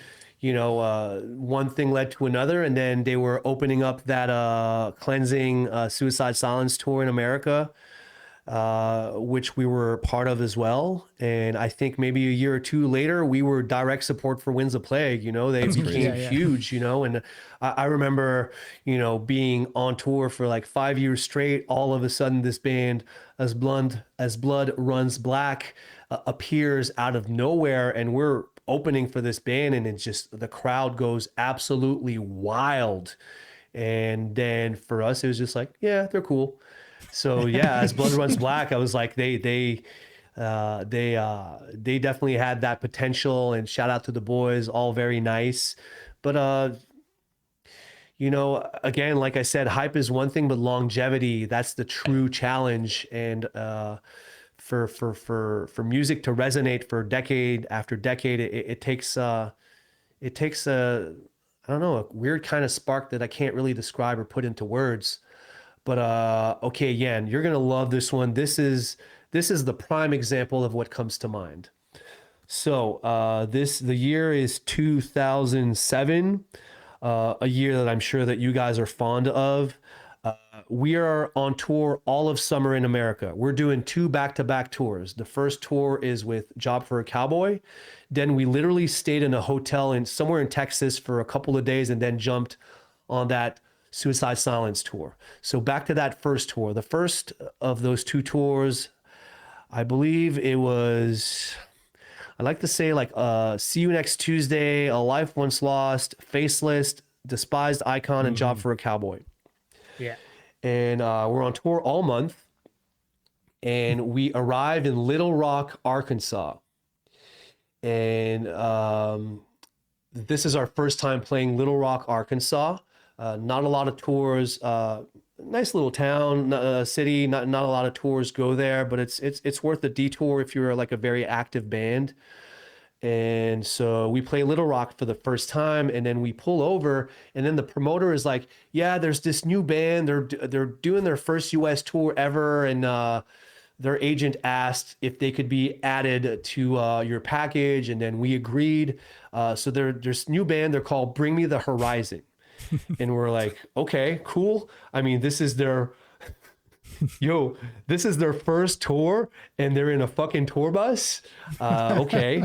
And like, they don't really mingle. Maybe they're shy, or maybe they're not on our tour package, so they don't really know how to approach us or whatever. Or maybe we were giving them the cold shoulder because we were like, "This is our tour. What are you guys doing here?" I don't know. This is forever ago. I don't remember the mindset, but I'm sure it was childish, and I'm sure if it were now, it'd be a much different story. But back to the story. So this young band, Bring Me the Horizon, they get thrown on the package, and they play first. And the show hasn't started yet, and there's this huge line, does, the entire venue outside. And we're like, "Wow, man, Little Rock is sick. This show is going to be awesome." Yeah, sure. And then Bring Me the Horizon, they open up. They're first out of, I don't know, 6 or 7 bands. Kids go ape shit. I don't remember the name of their first record, but this is deathcore original lineup, Bring Me the Horizon. Yeah, count your blessings. Count your blessings. Yeah. Kids go literally berserk, proceed to buy every merch item they have. And then we're like, "Holy wow, man, we can't wait to play."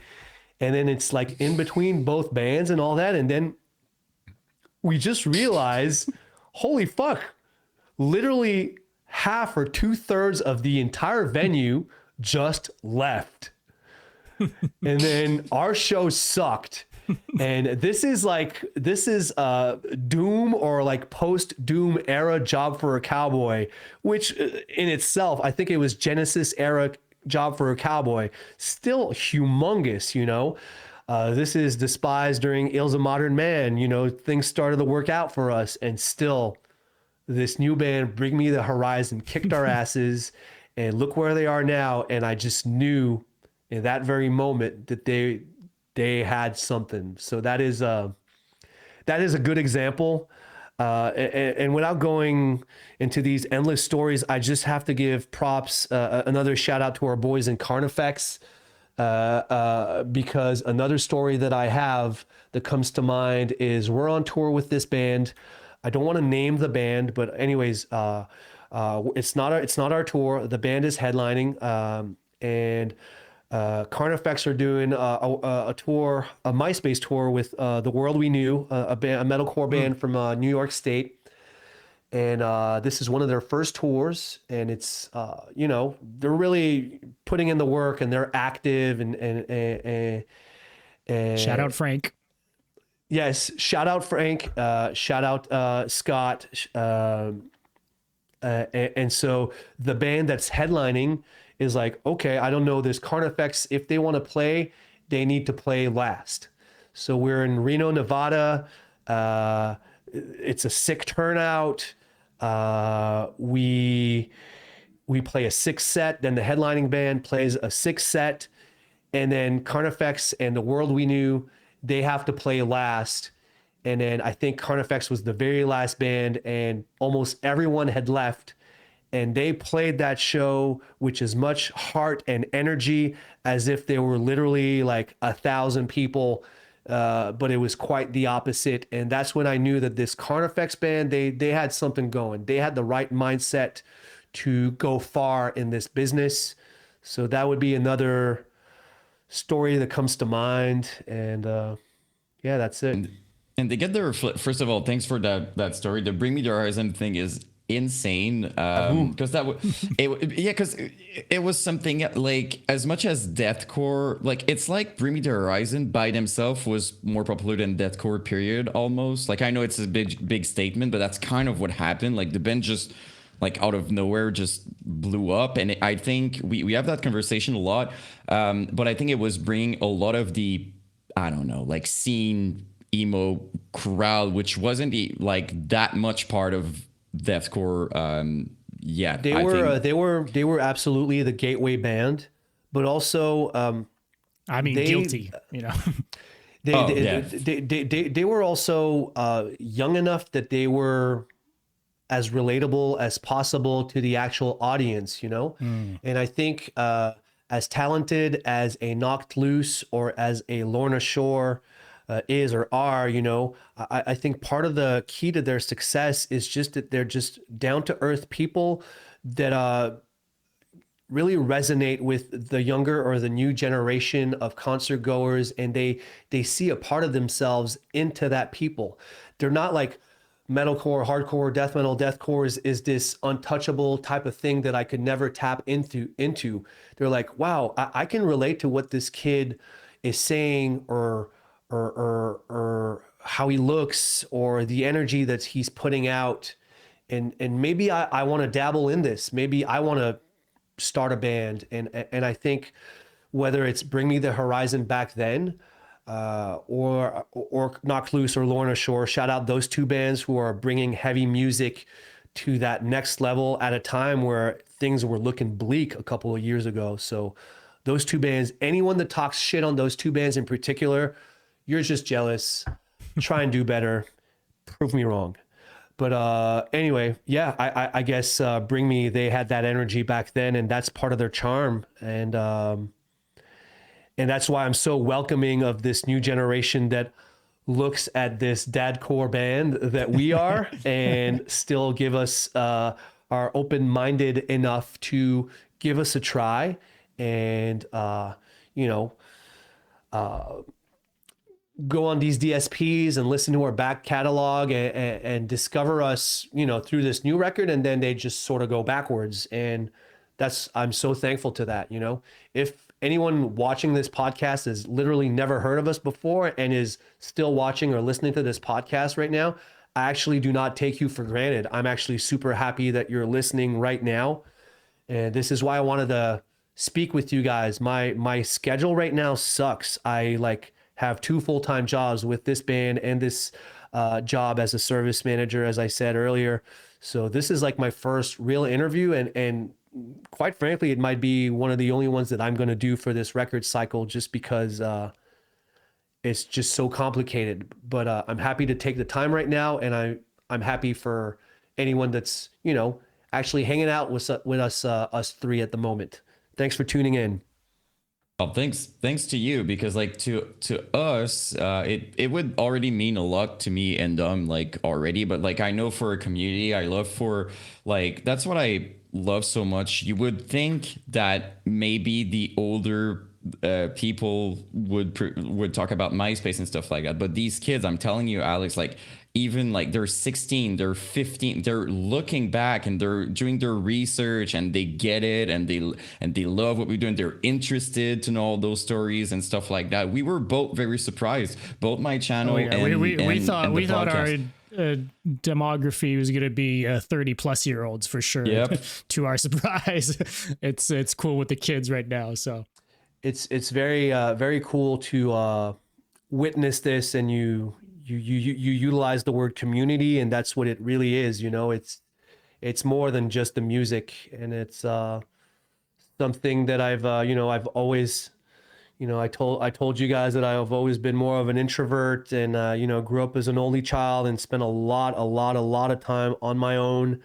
But I feel like my closest relationships and the brotherhoods that I have are with these people from this community. So I'm just thankful to be part of it, and thankful to be along for the ride.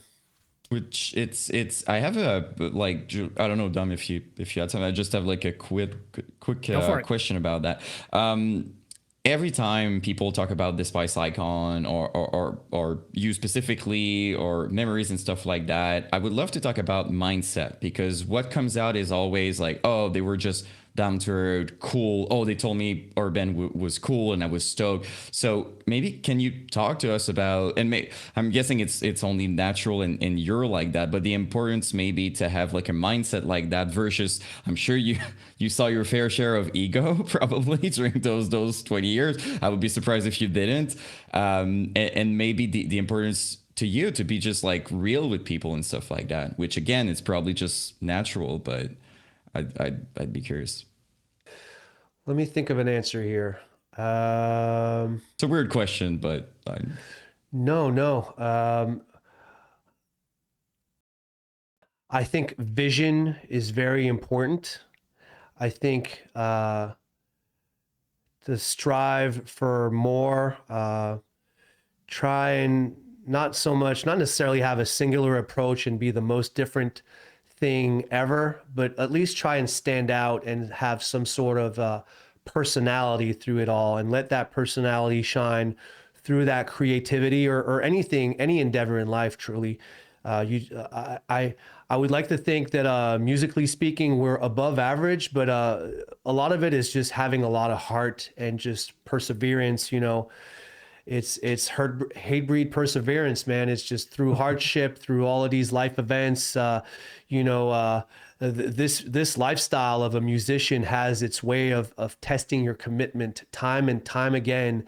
And even though I'm in my 40s right now, it still finds a way to test my commitment to see if I'm good for it. The song Death of an Artist is about that. It's about achieving ego death as well, because somewhere along the way, when things actually start working out for you, after all the efforts that you put in, sometimes it can get to your head, or sometimes you've just put all your eggs into that one basket and you sort of like, you just become that musician. That's how you perceive yourself, as an artist and not just a human being. But I would say if I had to give any advice, just go all in. Try to have a backup plan, but also go all in. Anything that's worth having in life does not come easy. And for you to achieve that vision, you can't just stay into that comfort zone the whole way. You got to push those boundaries. You got to drive yourself nuts. With this new record, this is record number 7 for Despised. I've done a bunch more. So for me personally, it's record number 12 or 13, and I still drive myself nuts, and I'm still trying to better myself, and I'm still trying to figure out, all right, a blast beat is a blast beat, a breakdown is a breakdown. How do I make it fresh? How do I surprise people? How do I surprise myself first and foremost? So strive for more, but also have that work ethic. Our band has always been self-managed. Aside from that one time in 2009, for like 1 year, we had a manager forwarding emails. That was it. But Eric and I have always managed the band. Despised Icon. No, it was, as I said, it was a funny coincidence. No, actually, he's actually a great manager. Just maybe the time that it happened, we already had opportunities through the music, or maybe he just stepped in and then we were like, yeah, sorry, buddy, I think we're going to break up. So maybe we didn't give him his chance, to be fair. But we've always been self-managed. It's nowadays there's the whole industry component of agents and managers and all that, and I'm not knocking them. I think they've managed to bring heavy music, metal, hardcore, heavy music in general to the next level with that industry perspective. But all in all, as a band, you got to be able to tie your own shoelaces. You got to be able to put in that work and not just rely on others, because nobody owes you shit. You got to create your own luck. So that would be my advice to my younger self, which I guess I followed, but I had to learn a lot of things the hard way. Don't be afraid to fuck up, make mistakes. Those are the best lessons. But again, not talking myself down, but I feel like, I'm a okay vocalist, maybe above average, but I'm not a stellar vocalist, but I have vision, I have heart, and I feel like that's how I and we stand out as a whole. That's well So said. I think it's too hard of a statement personally, because like there's many kinds of vocalists now, obviously, and you talked about that earlier in the interview. We talked about the magic, right? Back in the days, it was more of a magic thing. Nobody knew how, Phil from Whitechapel could be that low and guttural, and like Mitch Lucker, he's the those best. highs and stuff. Like I'm going to go on Phil is record and just say Phil's the best. Sorry to interrupt, Yan. Go on. completely fine.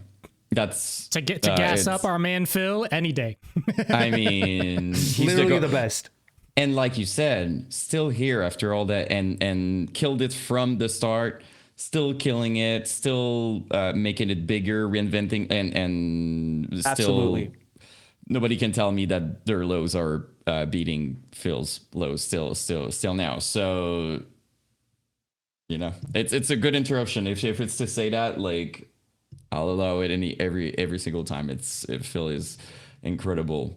Not just Phil's gutturals, but I like every era of Chapel. I've toured with Chapel during every era. Phil can really pulls off those clean vocals live as well, and he just somewhere along the way he just broadened his range and surprised a whole lot of people. And for a lot of people, they recognize that talent and the audacity to go elsewhere and reinvent yourself. And a lot of people are just afraid of change. And that would be another advice, just rock that cage, man. Don't be afraid to try something different. And a lot of people, whether it's this or in any sphere of life, if you're bringing forward change, people, that are already comfortable or have their formula, they're going to see you as a threat, and they're going to go through any type of intimidation or whatever to discourage you from going down your own singular route. So don't be afraid to dare. And if people are talking shit, you're doing something good. Sometimes I'm afraid.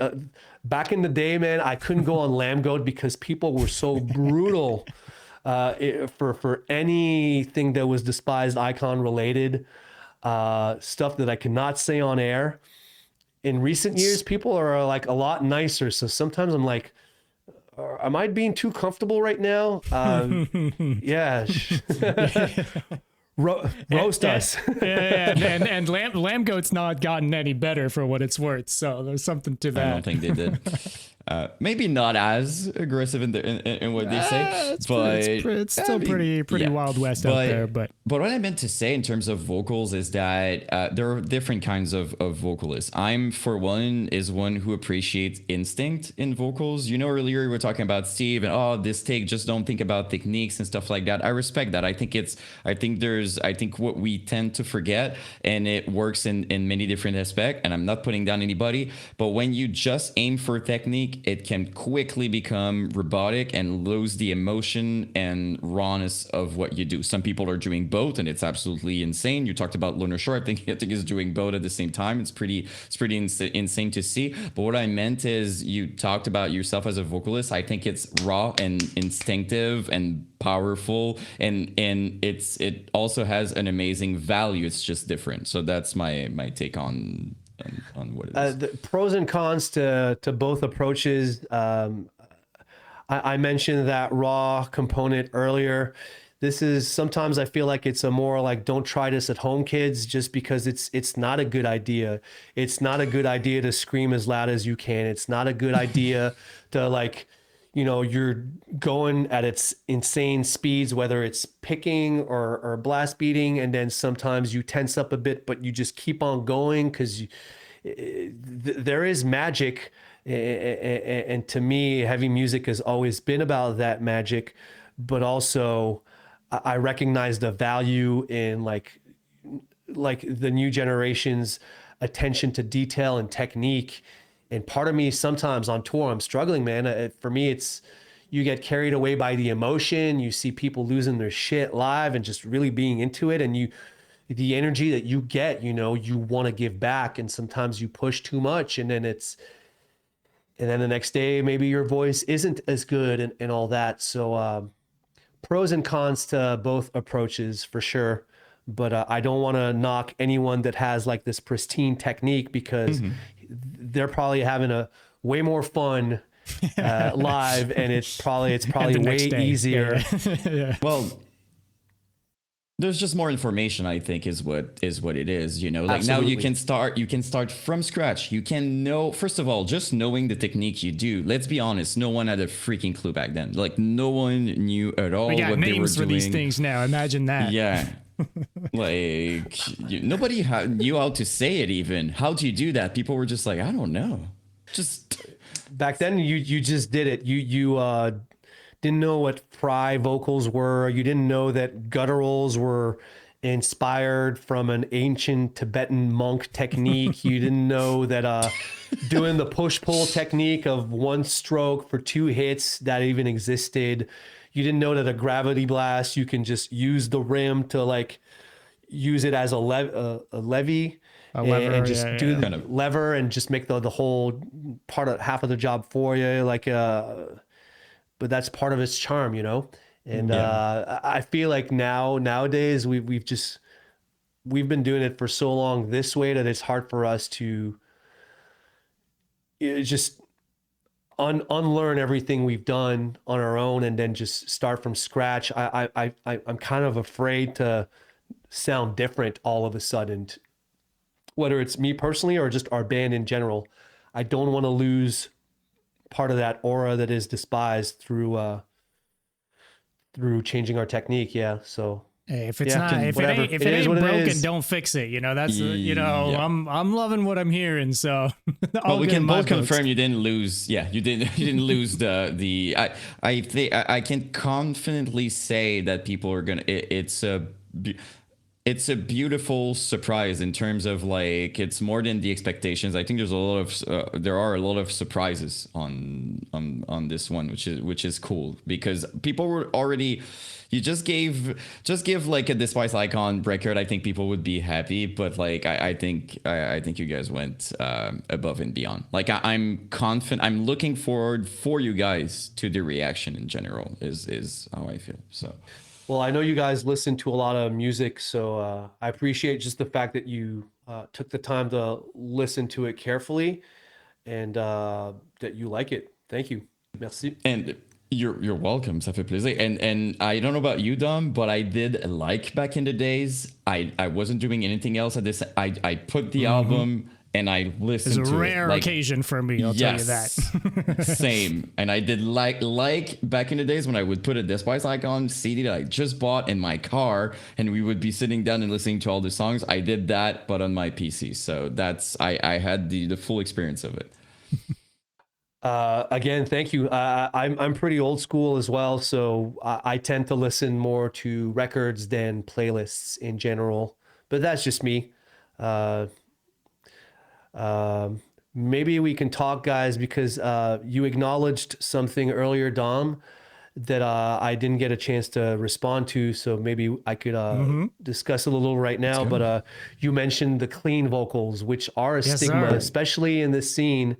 So disclaimer, on this record, there are a total of, I don't know, 12 words, maybe the equivalent of 12 seconds worth of clean vocals.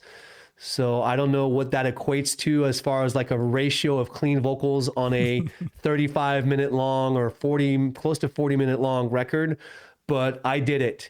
And again, it goes to show that even on record number 7, you have to dare to do something different. It's not record breaking or groundbreaking to do clean vocals in a heavy setting, but I wanted to do it with Despised because I felt like that's what the part called for, and I felt like it'd be just the right amount of spice to make things different without just changing our sound and alienating our fans or ourselves.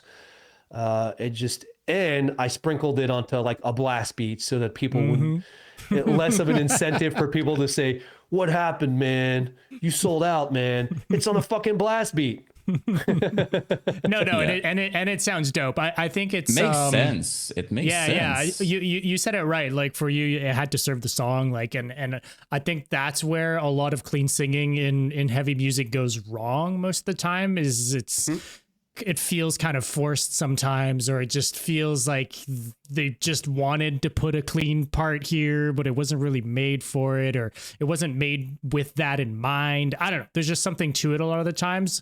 But I've talked to, we were talking about this the other day. I think, bands for me that do the weird shit, like the early Black Crown Initiate, or fucking Cattle Decapitation, like his kind of stuff. Like I see it like that kind of clean. And that's the stuff I love personally in like in a metal record. When it's still weird, right? It's not like a singy, like I don't know how to explain it, but It's not like it cuts there's different like an levels emo, to what a like- clean singing thing is on a metal record. And Exactly. I think you pulled it off great. I got to give a shout out to my boy Jamie, who is the label manager at Unique Leader. We brought his band Viscera on tour a couple years back in Europe, and Jamie is a very talented vocalist, and they Do it in a cool way. Yeah, they do it in a cool way as well. And again, you got to inspire yourself, and Jamie, I guess, sort of steered me in that direction, maybe, or unconsciously, I don't know, or maybe it's doing all those death metal tours in the early 2000s and just being saturated at some point with all the death metal. And I remember Grind and we would do night drives, and then we would listen back to back, Killswitch Engage, The End of Heartache. We would listen to Under Oath, They're Only Chasing Safety. We would listen to It Dies Today, what's it called? Cative Choir. And then I really enjoy those hooks. And later on, A Day to Remember and all that. But what you said, Dom, is true, that a little later down the line, and it sort of maybe became forced. I guess heavy music sort of like, the fan base sort of like dropped, and it was hard to survive in that setting for a while. And admittingly, I sort of fell in that trap with my previous band, Obey the Brave. I was a full-time musician. My sole income relied on music. And next thing you know, you see that these heavy tours aren't doing as well, and people aren't coming out as much. And you're like, I like A Day to Remember. I like 4 Years Strong. This is record number, 9 for me. I should be doing something different. So I'm going to do the clean chorus, see if that helps skyrocket our band to the next level so that we can make a living off of that. So I understand people that do it as well. But also this leads to what I said earlier about, bands like Lorna Shore or Knock Loose that, dared to not go down that route. And their records are arguably now more than ever heavier now more than ever. And just, it's a good time to be alive in the metal band right now. And I hope that this will not be short-lived. I hope that people feel the authenticity. That's a hard word to say in English. Authenticity do it. behind Don't it ask all. Ian, Yeah, no, I won't say that. But I'm not even TH is trying. the TH is right. I know. Took me forever. C'est toujours ça.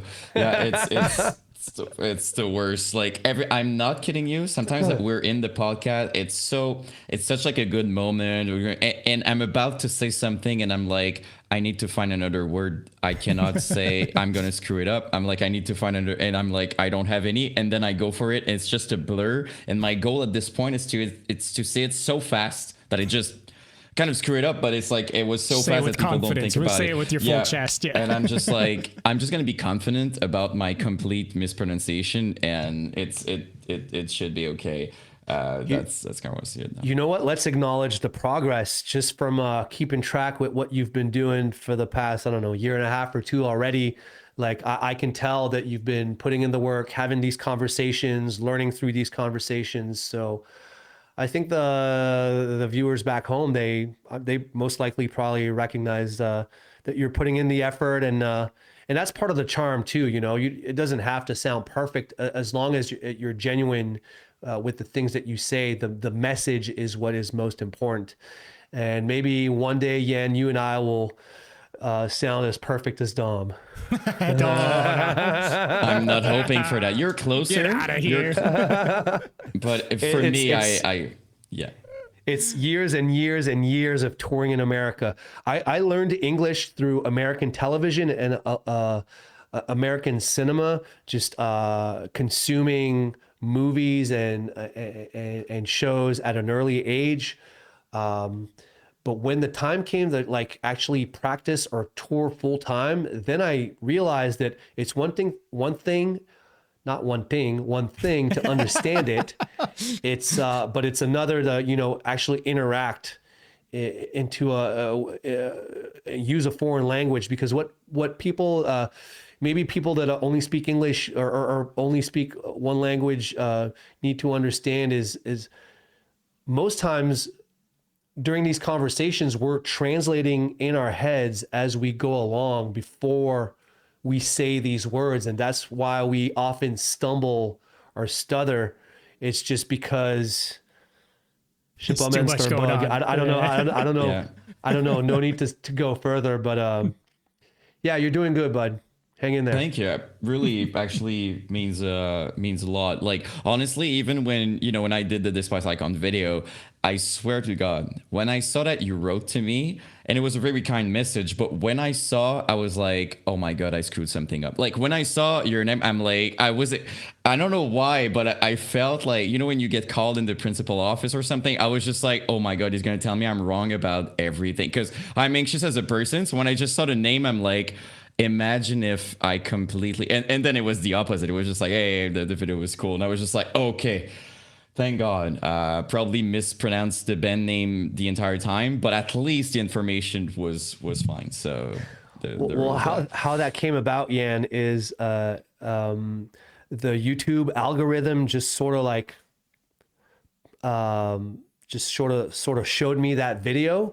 And normally when I see something Despised Icon, I don't click on it because I don't care. Like I don't watch myself someone live. to tell you your story. I'm really enjoying this conversation, but I'm not going to be listening to this podcast later on, And like same for everything that is related to my band online. But I saw that, and then I think a day or two later, my girlfriend saw it as well, and she watched it or part of it, and she was like, yo, this was actually pretty interesting. And then next thing you know, one of my friends from work starts talking about that video as well. So I was like, all right, I'm going to watch this fucking video. and I kid you not, it was a very pleasurable experience, very enjoyable actually, because it was a trip down memory lane.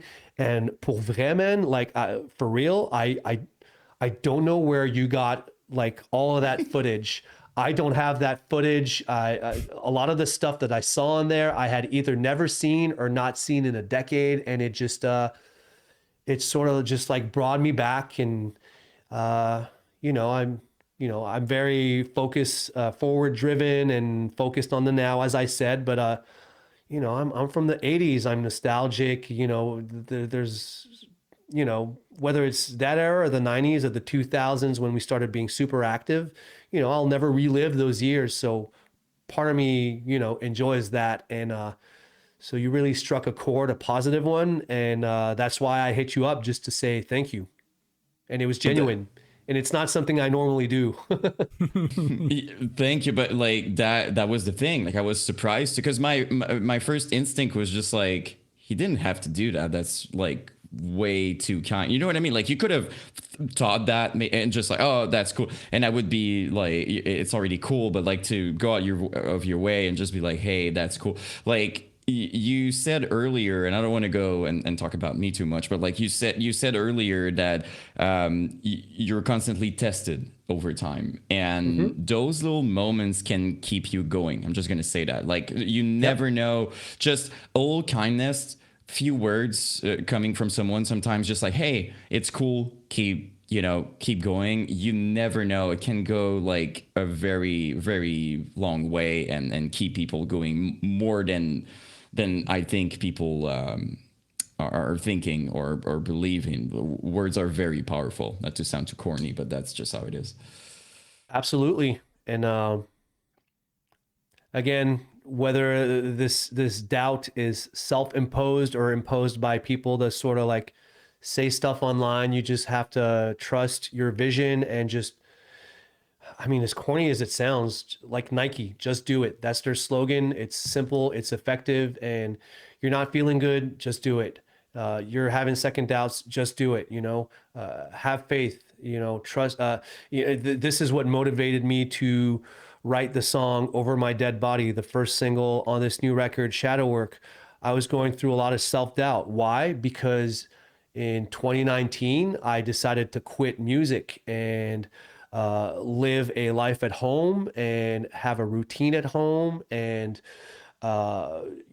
learn a new skill set that had nothing to do with music, because that's all I had done for 20 years, and just challenge myself and build a new career at home and just step out of that comfort zone. And it was really weird, and I sort of had to rebuild myself financially and physically and mentally through that entire process. But what if I had not decided to challenge myself and trust that vision? I would probably be playing music full time still, but not putting out my best records, or not being fully dialed in live and just punching in, punching out, not recognizing the value of every show, every experience, every moment. So, yeah, just do it. The Over My Dead Body is just a refusal to succumb to that little voice inside your head, that self-doubt, over my dead body, I'm not going to quit. So trust the process. Pain is progress. You said it earlier. You're going to prove people wrong. That's the other thing. And I'm not saying to do that for that specific reason, but I'm just going to tell people watching also, no one doing better than you is going to try to bring you down. Every single person trying to bring somebody down, they're not doing well, or they're insecure or whatever. Nobody, it's never going to happen. You're never going to have someone who's doing fantastic or thriving or being passionate that's going to feel the need to bring somebody else down. So like you said earlier, you prove people wrong. That's what it is. I would even advise to take that as a motivation. People are going after you. They're saying, well, you're shocking people. You're doing something that somewhere it's making them insecure. So you're doing something right. Just keep at it. And people are terrified of failure, but it's part of the process. No one gets super far without failing sometimes. And that's how I see it personally. So Absolutely. I mean, it applies to my band. It applies to your podcast. It applies to any walk of life, Yeah, I think in a nutshell, that's it. I feel like I had a point, but I think you summed it up perfectly. So I mean, look, we are taking up a lot of your time also, and we're running late here. So how about we two quick things, if you'll allow us, Alex? It's supposed to be in French, I think. Am I crazy? We're gonna do second, just first. Okay, we'll do a quick rapid fire. I have questions from Instagram from earlier in French. We'll do that afterwards. Short answers, quick. We won't respond. Just we'll go off. But before that, you mentioned to me you wanted me to remind you to talk about something. I don't know if I'm gonna regret this or not, but no, it's actually quite positive. And thank you for reminding me, because I completely forgot. So this is another one of my old ass stories. When conceiving the music video for Over My Dead Body, because as I said earlier, we all wear many hats, and one of the hats that I wear, aside from this one, is I'm the art director for the band. So everything that's merch design, album illustrations, pictures, but also music videos, I tend to. J'ai une ligne directrice. How do I say that? I have. You've been saying you've got the vision for it. So and I try to convey it as properly as I can. And once in a while, you need a reference. You need an example, and you were one of these examples. So for the people that don't know at home, Dom used to sing in a band called Depths of Hatred. and they were actually. Are they still active? No, not anymore. No. COVID kind of put a nail in that coffin, from what I understand. But they were a great band. I would say they probably had that melodic death metal, Black Dahlia-esque vibe to them, but also that technical Beneath the Massacre aspect to them as well. So check out Depths of Hatred.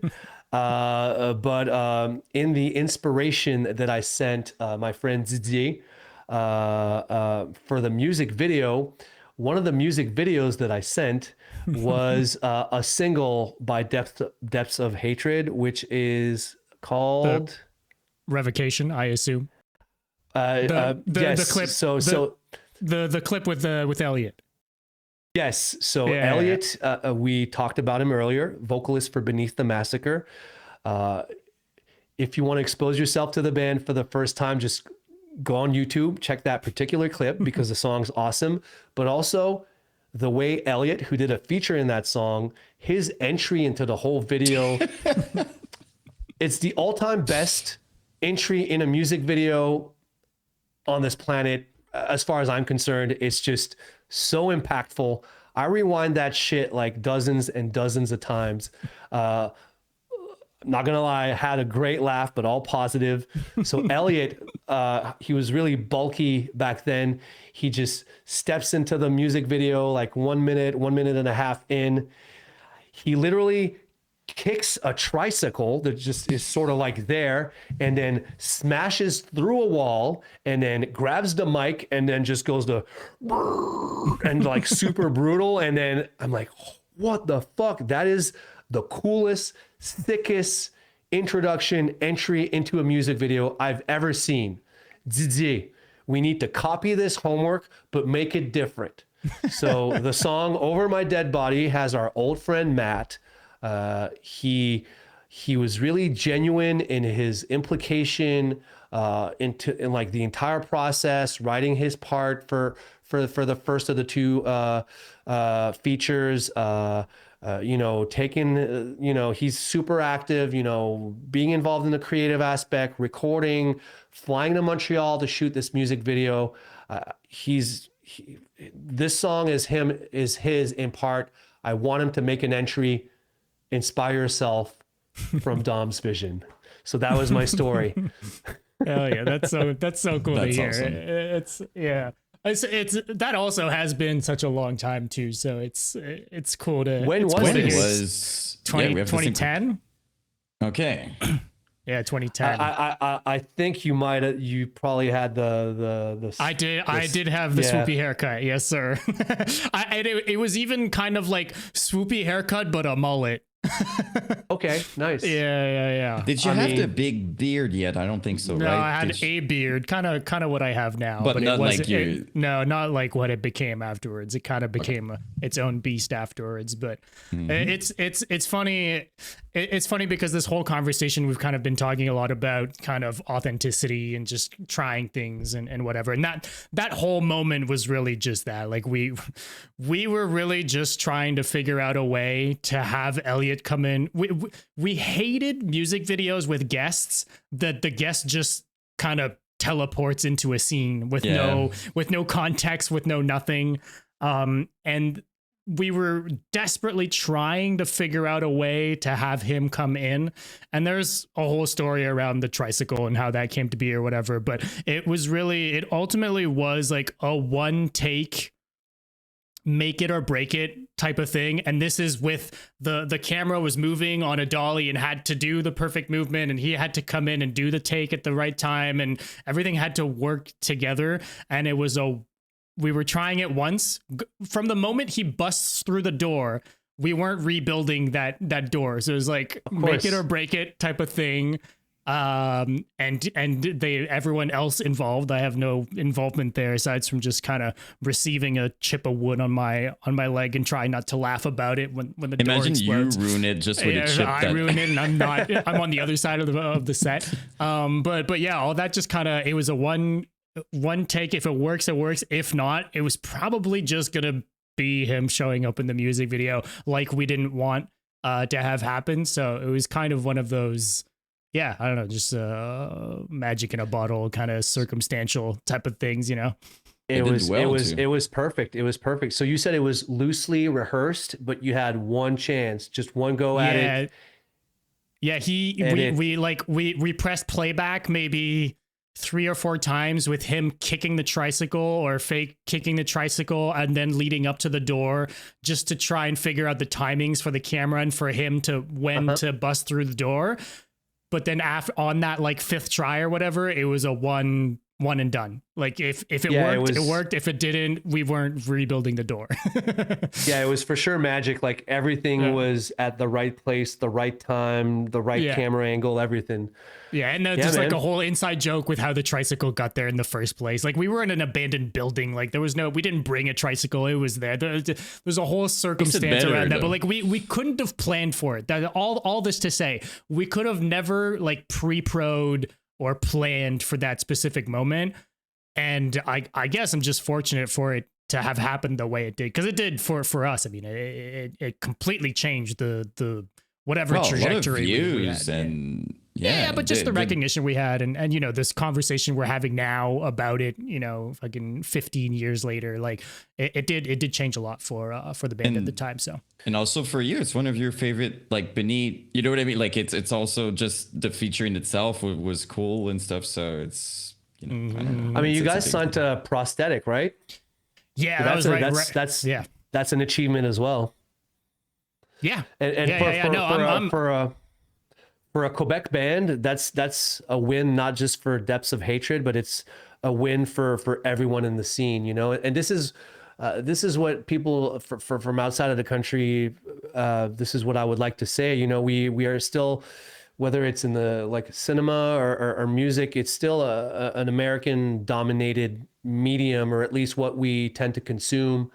And so for us at a younger age, when you see a Cryptopsy that's out there touring Europe, or you see a comeback kid, you know, that's touring America for the first time, you know, that shit is inspirational, because you don't have a lot of these bands from back home that actually make it abroad or internationally or even outside of the province. So whenever a band from here succeeds, I'm just so happy and encouraging. And this is just a big loop to one of your first questions, Yan, earlier. That's why I've always encouraged the Montreal, the Quebec, the Canadian scene, just because the more of us succeed, the more of us benefit from it as a whole, whether it's the concert goer that goes to more shows or has more variety or better shows or better bands or just a way for us to let our culture shine, you know, and leave our mark in one way or another. So, shout out to, I'm going to say shout out to my friends in Scorching Tomb. They're a death metal band from Montreal. They are amazing. They're so talented. They have a new record or EP coming out called Ossuary. They have Devin from Sangi Sugabog that's doing a feat on that, on their first single. If I only have one wish, go listen to the new shit by Scorching Tomb. They're an amazing band. Oh yeah, they're on one of the two dates in Montreal too, right? Am I crazy? Yes, they are. Yes, they are. Which one? Do you know? The first. So the first show is Bruiserweight, great hardcore band from Montreal. Actually, really putting in the work, the effort, playing shows in America. Second are Scorching Tomb. Then our old friends in Blind Witness.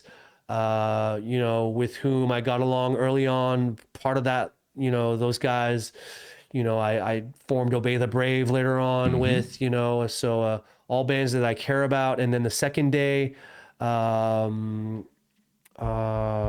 God, sorry. Well, Apes. Primal Horde, new band from Montreal, heavy as fuck. And then my old friends in Apes that I've known them, you know, as just friends from my time touring or playing shows in Rimouski, you know, floor shows and all that. And then seeing them succeed. And shout out to Alexandre Goulet, my favorite graphic designer on this planet. Hey, I mean, he and I have been that's it. Like he and I have been collaborating on pretty much everything Despised Icon that people consume, like merch wise. I trust his vision. He trusts mine. He and I communicate well.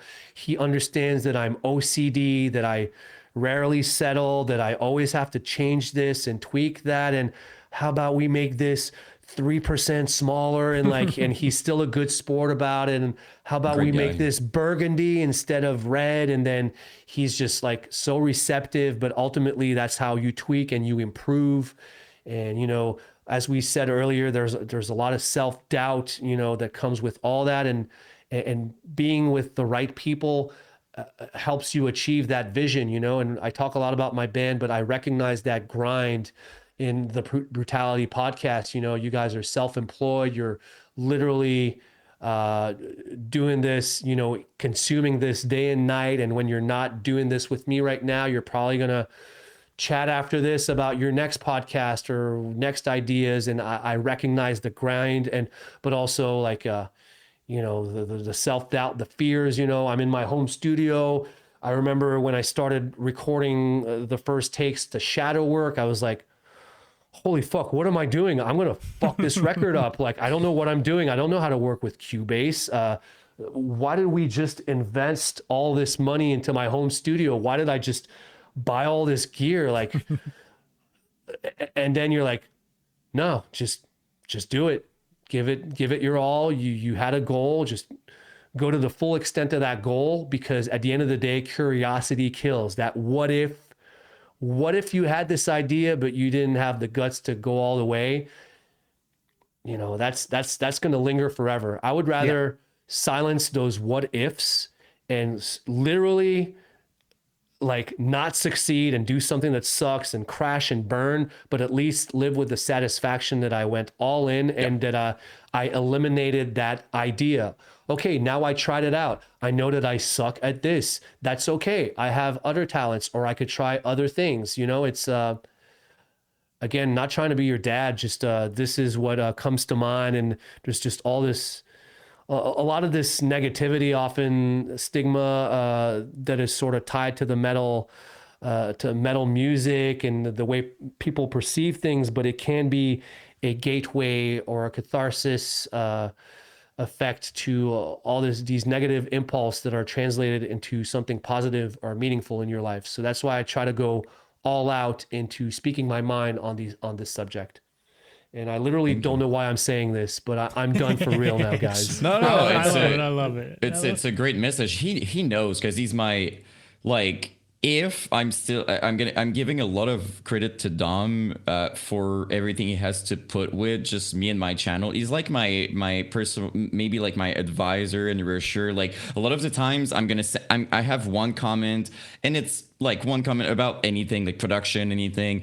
Because when they laugh at me, I couldn't care less. Like, if it's a tattoo, I don't care. If it's an appearance thing, I couldn't give a shit. But when it's related to my content, I'm like, dude, like, and he's always like, dude, just do your thing. It's all good. Who cares? You're not doing this for these people. So I give him a lot of credit for that. He's very has to pull up with my. You said OCD. I mean, it's pretty crazy. My brain is no comment.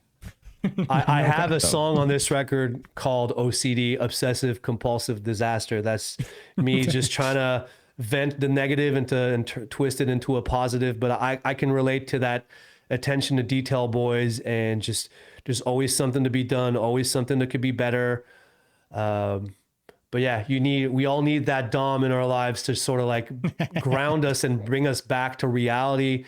And for you, Yan, it's Dom. For me, in Despised Icon, at least, it's Eric, who is there to listen, who is a big brother for me, who is good at putting things into perspective. And, you know, it's, I speak a lot about myself here, and this is the most that I'm going to speak about myself for this entire month, probably.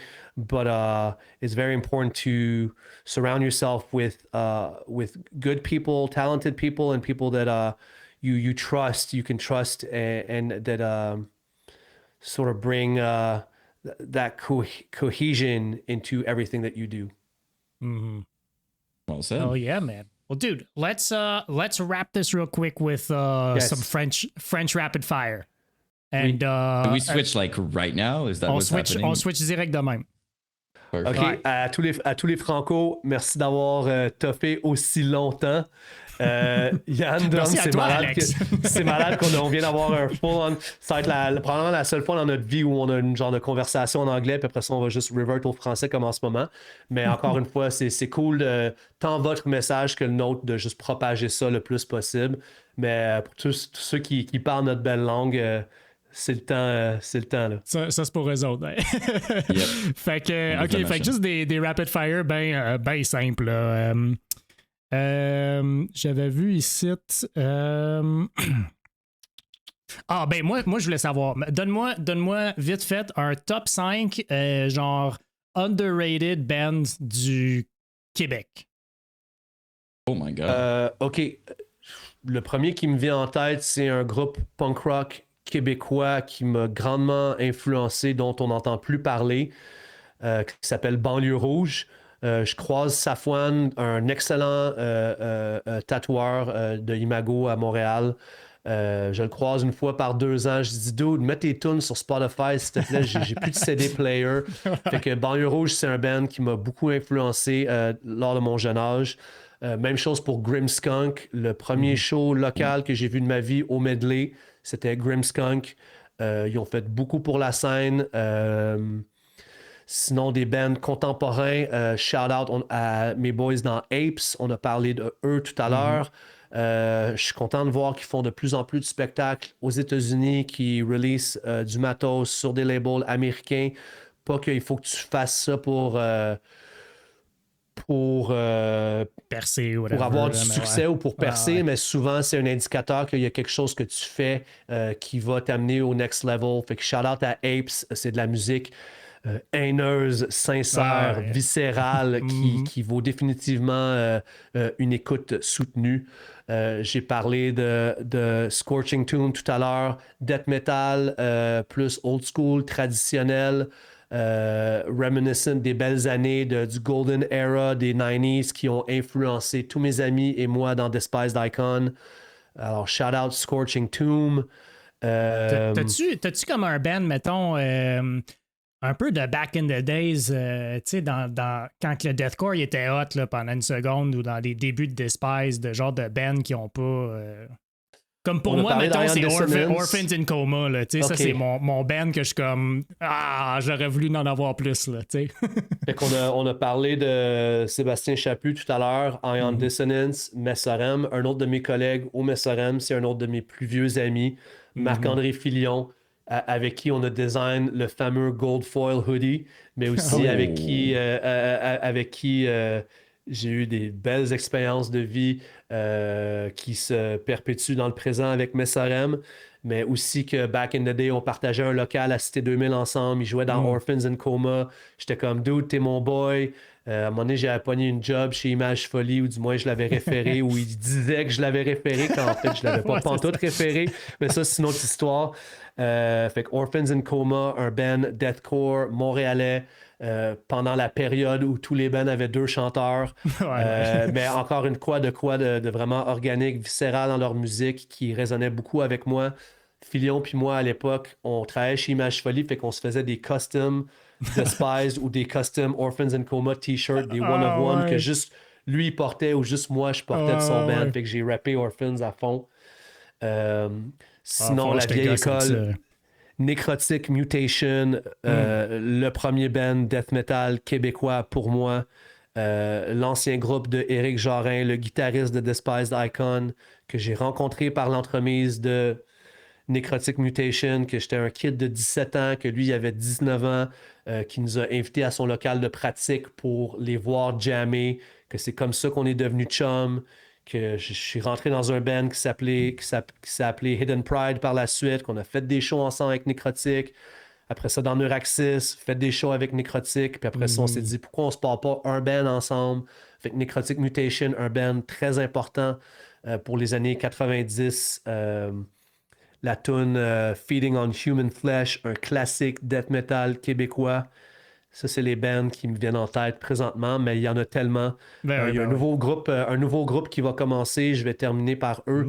Un groupe qui s'appelle Casino, qui vient de faire leur premier spectacle. C'est un groupe comme on n'en voit pas ici à Montréal. très grind à la Converge, mais très, tu sais, un peu power violence, des tunes rapides, très noisy. Quelque chose qui se fait pas en ce moment de façon locale. Alors, shout out Casino, mon boy Nick, mon boy John. J'espère qu'ils vont percer. Hell yeah. All right. Nice. Tune préférée à jouer live? Pour Despised Icon, je te dirais sur le cycle d'albums préféré, c'était Purgatory, la pièce éponyme.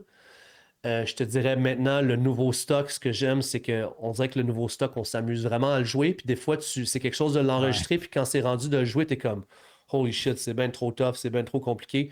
Mais tu sais, autant on voulait se pousser puis montrer aux gens que we still have it in us, on est encore technique, on est encore rapide, parfois même plus que jamais. C'est important pour nous de faire quand même des tunes à notre âge qu'on est capable de jouer. Les growing pains se font sentir. Je te dirais. Ouais. On a joué Over My Dead Body au New England Metal and Hardcore Fest. C'était la deuxième fois qu'on la jouait live. Puis genre tout de suite, premier accord de la tune, le monde en foule savait déjà c'était quoi. Puis c'était un bon feeling à avoir, tu sais. Fait que je te dirais, toutes les nouvelles tunes, Death of an Artist, surprenamment plus facile que je pensais à jouer. Puis notre prochain single... Pour toi, mon chum. Parce que je regarde Grind là-dessus, puis je suis comme fuck. Hey, je te dis, I'm their biggest fan. Les musiciens de Despised, je suis leur plus grand fan. J'adore ça. Aller jammer à Pincourt, chez notre drummer dans son garage, puis regarder les gars jouer, c'est it's a treat. Vous êtes à Pincourt, OK. Ben, pas à Pincourt, mais je pense, je sais pas si je suis censé dire où il habite, fait que c'est pas Pincourt, mais c'est dans ce coin-là. Loosely. C'est bon. OK, dernier truc. Qu'est-ce que, tant qu'à parler en français, là, qu'est-ce que tu dirais qui est comme, la différence, mettons, avec la scène montréalaise? C'est quoi qu'il y a eu dans l'eau là, à Montréal? C'est quoi la différence ici en termes de soit en concert ou les bands comparativement à ailleurs, la plupart des States? C'est sûr qu'on voit des poches un peu ailleurs. Là, en Floride, ça a tout le temps été full force sur le métal. Mais c'est quoi pour toi à Montréal qui s'est passé pour que le métal, il y ait autant de bons bands qui soient sortis et que la scène soit autant forte? C'est intangible. C'est juste... C'est une énergie spéciale, quelque chose que je suis pas capable de décrire de façon adéquate. Que ça soit moi qui découvre Non So Vile de Cryptopsy en 98, puis que c'est comme, qu'est-ce qui se passe, man? C'est quoi? Tu sais, il y a toujours des bands qui vont me surprendre, puis tu sais, on en a nommé un paquet, mais il y en a plein qu'on n'a pas nommé, tu sais. Martyr, un band death metal technique des années 90-2000, que genre, tu regardais jouer. Wow, man. Gore Guts avec l'album Consider Dead, définitivement. Erosion of Sanity, définitivement. Ça, c'était dans leur période où ils touraient avec Cannibal Corpse. C'était une période où il n'y avait pas grand band québécois qui avait réussi à faire ça, avoir de la musique, je pense, sur Roadrunner. Mais quand ils ont sorti Obscura, c'est un album qui sonnait comme absolument rien. Mais genre rien. J'ai étudié cet album-là, j'étais pas capable de comprendre. Même affaire avec Ion Dissonance au début, genre, qu'est-ce qui se passe? Ouais, qu'est-ce qui se Mais passe? je sais pas comment expliquer ça. Je pense que c'est juste, peut-être ça fait allusion à le sentiment que j'exprimais plus tôt, que je trouvais ça tellement difficile pour un band montréalais ou québécois ou francophone de percer, même dans le Canada anglais ou dans nos cousins du Sud aux States ou n'importe où, tu sais. Fait qu'on dirait que peut-être qu'on a mis les bouchées doubles à ce niveau-là. Je dis pas que les autres n'ont pas travaillé aussi fort, bien au contraire, c'est juste... faut juste que tu le veuilles, man. Mais pourquoi, je sais pas. Je sais pas. Ça va rester un mystère. It's all good. Well, hey, Alex, we're going to let you go, but you guys are about to go on tour. You guys have a new record. You guys have 2 shows. Absolutely. Plug your stuff. You have to. I'm forcing you.